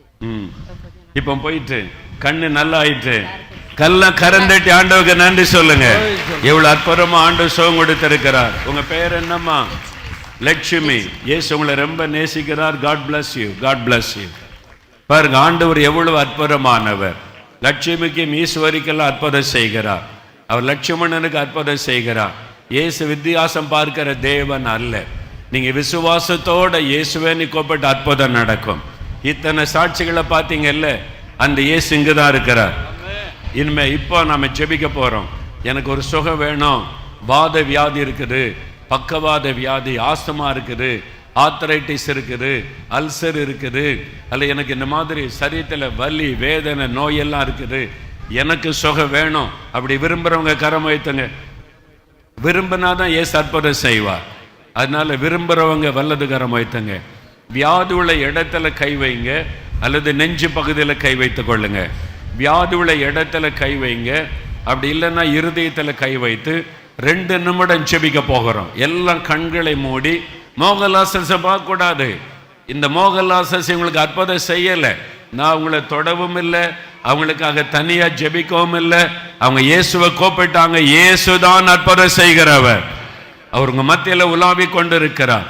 நீங்க நெஞ்சு பகுதியில் கை வைத்து, இயேசுவே என்னையும் தொடும், எனக்கும் சுகம் தாரும், விடுதலை தாரும்னு இப்ப ஜெபிக்கணும். ஆண்டவருடைய வல்லமை தொடப்போக. கண்களை மூடுங்க. இயேசுவை மாத்திரம் நோக்கி பார்க்கணும். இயேசுவே என்னை தொடும், இயேசுவே என்னை குணமாக்கும். ஜெபிங்க ஜெபிங்க ஜெபிங்க. வாய் திறந்து ஜெபம் பண்ணுங்க.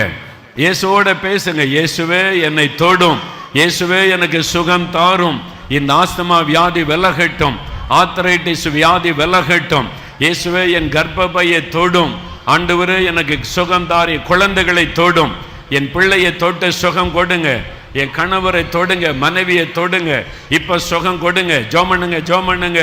தகப்பனே, இந்த பிள்ளைகள் ஜெபிக்கிறாங்கப்பா, உங்களை தேடித்தானே வந்தாங்க ஆண்டவரே. இயேசு எனக்கு ஒரு அற்புதம் செய்வான் உம்மை தேடி வந்தாங்களே, இப்பொழுது ஒவ்வொருவரையும் தொடுவீராக. இயேசுவே ஒவ்வொருவரையும் இப்பொழுது நீ தொடுவீராக. எந்த வியாதியாக இருந்தாலும் நசரேயனாக இயேசு கிறிஸ்துவின் நாமத்தில் அந்த பொல்லாத வியாதிகள் விலகி போவதாக. ஆண்டவரே, ஆஸ்துமா வியாதிகள் விலகட்டும் இயேசுவின் நாமத்தினாலே. பொல்லாத ஆஸ்துமா வியாதியை கொண்டு வரக்கூடிய ஆவிகளை இயேசுவின் நாமத்தில் கடிந்து கொள்ளுகிறேன். ஆஸ்துமா வியாதிகள் விலகட்டும் இயேசுவின் நாமத்தில். பொல்லாத வாத வியாதிகள் இயேசுவின் நாமத்தில் மறைந்து போவதாக.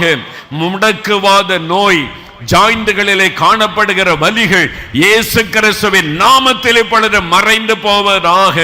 மொழி மொழியாய் வலிக்கிறது, விரல்களிலே, முழங்கால்களிலே, முழங்கையிலே காணப்படுகிற வலிகள் எல்லாம் விலகட்டும் இயேசுவின் நாமத்தில். சுகம் உண்டாவதாக. ஆண்டவரே, அல்சர் வியாதி விலகட்டும் இயேசுவின் நாமத்தில். தலை முதல் கால் வரை சுகமளிக்கிற வல்லமை இறங்குவதாக. பாதிக்கப்பட்ட இருதயம் இயேசுவின் நாமத்தில் சுகமடைவதாக. பாதிக்கப்பட்ட லங்ஸ் இயேசுவின் நாமத்தில் சுகமடைவதாக. பாதிக்கப்பட்ட லிவர் இயேசுவின் நாமத்தில் சுகமடைவதாக.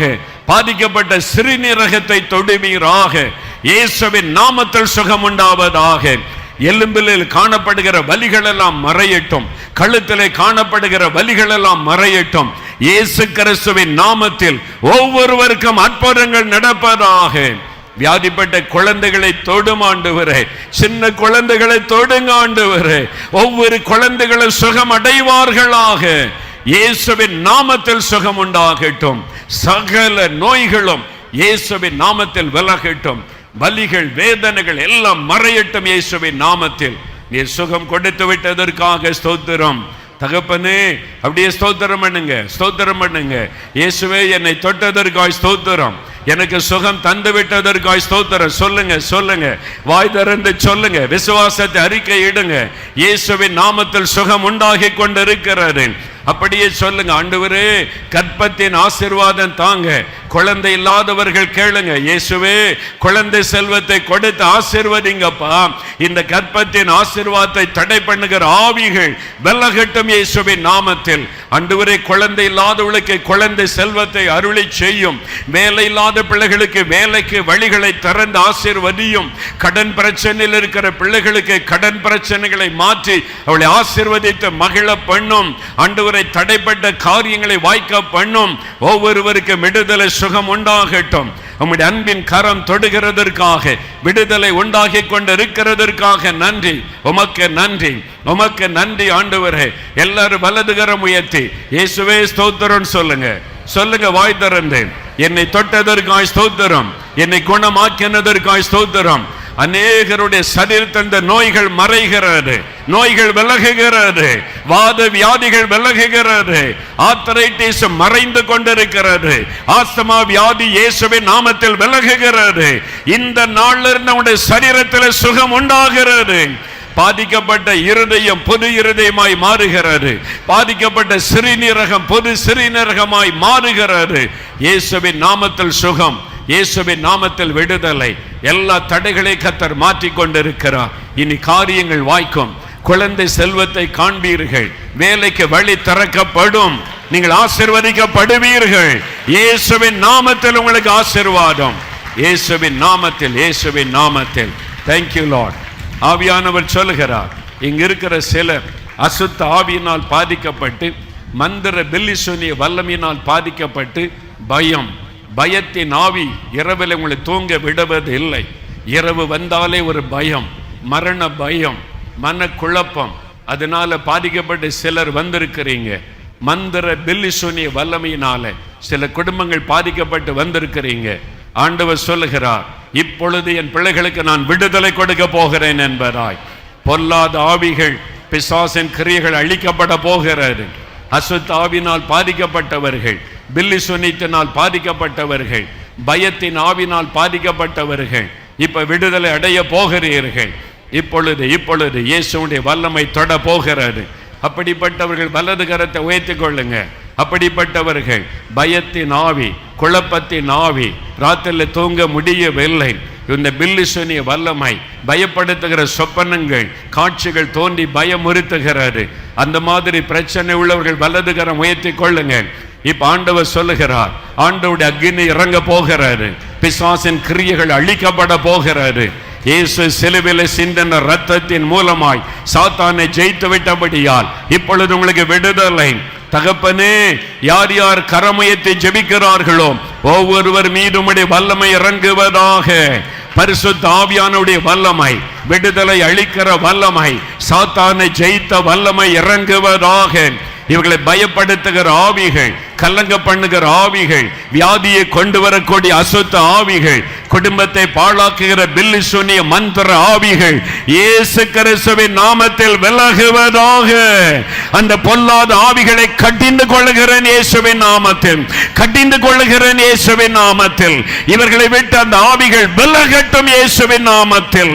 பயத்தின் ஆவிகள் விலகுவதாக, குழப்பத்தை கொண்டு வருகிற ஆவிகள் விலகுவதாக, தற்கொலை தூண்டுகிற பொல்லாத ஆவிகள் விலகுவதாக, குடும்பங்களை பாழாக்குகிற பில்லிசூனிய வல்லமைகள், மந்திர வல்லமைகள் எரியட்டும் இயேசுவின் நாமத்தினாலே. அந்த அசுத்தாவின் கிரியைகள் அழிக்கப்பட்டு போகட்டும். ஒவ்வொருவருக்கும் விடுதலை உண்டாவதாக, உண்டாவதாக, உண்டாவதாக. இயேசுவே ஸ்தோத்திரம்னு சொல்லுங்க, இயேசுவின் ரத்தம் ஜெயம்னு சொல்லுங்க. நீங்க சொல்ல சொல்ல ஆவியானுடைய வல்லமை விடுதலை கொடுத்து கொண்டிருக்கிறது. அசுத்த ஆவிகள் விலகி கொண்டிருக்கிறது, பொல்லாத ஆவிகள் விலகி கொண்டிருக்கிறது. இப்பொழுது பொல்லாத ஆவிகள், பயத்தின் ஆவிகள், தற்கொலை தூண்டு ஆவிகள் விலகி கொண்டிருக்கிறது. வல்லமை உண்டு, வல்லமை உண்டு, அற்புத வல்லமை இப்பொழுது இயேசுவின் ரத்தத்தின் வல்லமையினால் ஒவ்வொருவருக்கும் விடுதலை உண்டாகிறது. வல்லமை உண்டு உண்டு,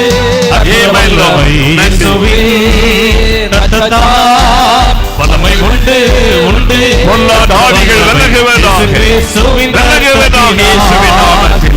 உண்டு உண்டு, இயேசுவின் நாமத்தினாலே. Yes Lord, yes Lord. அக்கினி இறங்குவதாக, வல்லமை இறங்குவதாக இயேசுவின் நாமத்தில், இயேசுவின் நாமத்தில். பொல்லாத ஆவிகள் விலகுவதாக, மந்திர கிரியைகள் எரிவதாக, பில்லிசூனிய வல்லமைகள் எரிவதாக, பயத்தின் ஆவிகள் விலகுவதாக, பிள்ளைகளை வைத்து கையில் எட்டி போடுவார்கள். பயத்தை கொண்டு வருகிற ஆவி, குழப்பத்தை கொண்டு வருகிற ஆவி விலகட்டும் இயேசுவின் நாமத்தில். தற்கொலை தூண்டுகிற பொல்லாத ஆவி விலகட்டும் இயேசுவின் நாமத்தில். Thank you Lord, thank you Lord, thank you Jesus. Amen Lord, amen Lord. இயேசு கிறிஸ்துவின் இரத்தத்தினால் வல்லமை உண்டு, அற்புத வல்லமை இயேசுவின் இரத்தத்தால் வல்லமை உண்டு உண்டு, அற்புத வல்லமை இயேசுவின் இரத்தத்தினால். சிலருக்குள்ளே தற்கொலை தூண்டுகிற ஆவி, நீ தற்கொலை பண்ணி மரித்து விடு, தற்கொலை பண்ணி செத்துரு, தூக்கல தொங்கு, ட்ரெயின்ல விழுந்துரு, நீ மரித்து போய்விடு என்று தற்கொலை தூண்டுகிற ஆவி சில வாலிப பிள்ளைகளை கூட, வாலிப தம்பிமாரை கூட இந்த ஆவி தூண்டுகிறார். அது தற்கொலை தூண்டுகிற ஆவி. அதில் கஷ்டப்படுகிற சிலர் இந்த இடத்தில் இருக்கிறீங்க. ஆண்டவர் சொல்லுகிறார், நான் அவளை விடுதலையாக்க விரும்புகிறேன் என்று. எனக்கு அந்த மாதிரி போராட்டம் இருக்குது. ஒரு ஆவி பேசுது, தற்கொலை பண்ணி செத்துவிடு என்று சொல்லுகிறாரு. எனக்கு ஒரு விடுதலை வேண்டும் அப்படி சொல்றவங்க வலதுகரம் உயர்த்தி கொள்ளுங்க, வலதுகரம் உயர்த்துங்க. நிற்கிற இடத்திலே வலதுகரம் உயர்த்துங்க. சில வாலிப மகள், வாலிப தம்பியை கூட இந்த ஆவி போராடுகிறாரு. சிலருக்குள்ள இந்த தற்கொலை தூண்டுகிற ஆவி இப்போ அது விலக போகிறாரு. அவங்க மாத்திர வலதுகரம் உயர்த்தி கொள்ளுங்க. ஆண்டவருடைய வல்லமை உங்க மேல அக்னியா இறங்க போகிறாரு. தகப்பனே, நீர் சொன்னபடி உம்முடைய பிள்ளைகளுடைய விடுதலைக்காக ஜெபிக்கிறேன். தற்கொலை தோண்டுகிற பொல்லாத ஆவிகள், இரவு நேரம் பயத்தை கொண்டு வருகிற பொல்லாத ஆவிகள், தற்கொலை செய்து மறித்துவிடு என்று போராடுகிற பொல்லாத தற்கொலையை தோண்டுகிற ஆவிகளுக்கு விரோதமாய் நான் வருகிறேன். உம்முடைய பிள்ளைகளை தற்கொலை பண்ண தோண்டுகிற பொல்லாத சாத்தானுடைய வல்லமைகளை இயேசு கிறிஸ்துவின் நாமத்தில் நான் கடிந்து கொள்ளுகிறேன். வெளியேறி போ பொல்லாத ஆவி என்று கடிந்து கொள்ளுகிறேன். I rebuke you devil in the mighty name of Jesus. இந்த வாலிப மகளை விட்டு விலகி போ பொல்லாத ஆவியே. இந்த வாலிப மகனை விட்டு விலகி பொல்லாத சத்துருவே. இயேசுவின் நாமத்தில் விடுதலை, இயேசுவின் இரத்தத்தின் வல்லமையினால் விடுதலை.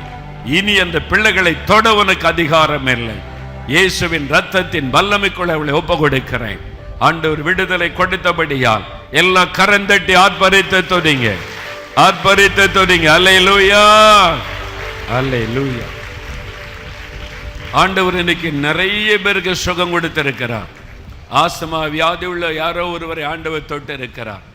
ஆஸ்துமா வியாதி, ஆர்த்ரைட்டிஸ், அதாவது ஜாயிண்ட் பெயின், மொழியா வலிக்கும், ஆண்டவர் விடுதலை கொடுத்திருக்கிறார்.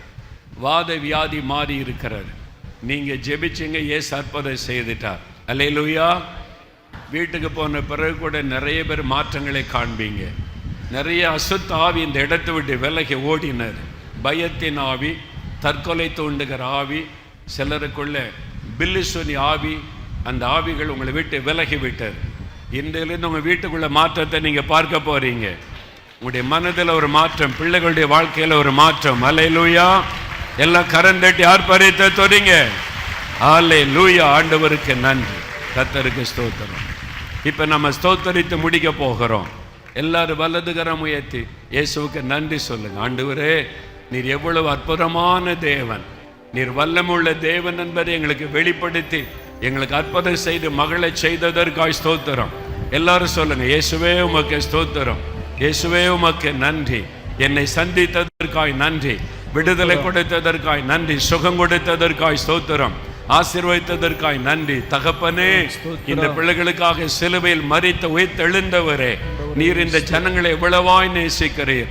அது நிமித்தம் இந்த மக்கள் மத்தியில வந்து உம்மை வெளிப்படுத்தி அற்புதங்களை செய்து விட்டதற்காய் ஸ்தோத்திரம். எல்லா மகிமை இயேசு ராஜாவிற்கு நாங்கள் செலுத்துகிறோம். நாங்கள் அப்பிரயோஜனமான ஊழியர்கள், கடமை மாத்திரம் செய்தோம். எல்லா மகிமை உமக்கு செலுத்துகிறோம் அப்பா. தகப்பனே, அருமையான பாஸ்டர் குர்பான் சிங் அவங்களை ஆசீர்வதியும், அவருடைய குடும்பத்தை ஆசீர்வதியும், இந்த சபையை ஆசீர்வதியும், இதற்கு உதவியாயிருந்த எல்லா மக்களையும் ஆசீர்வதியும். இந்த பிள்ளைகள் வீடுகளுக்கு திரும்பி செல்லும் பொழுது உம்முடைய பாதுகாப்பின் கரம் கூட இருந்து வழி நடத்தட்டும். இயேசு கிறிஸ்துவின் நாமத்தில் ஜெபிக்கிறோம் பிதாவே, ஆமென்.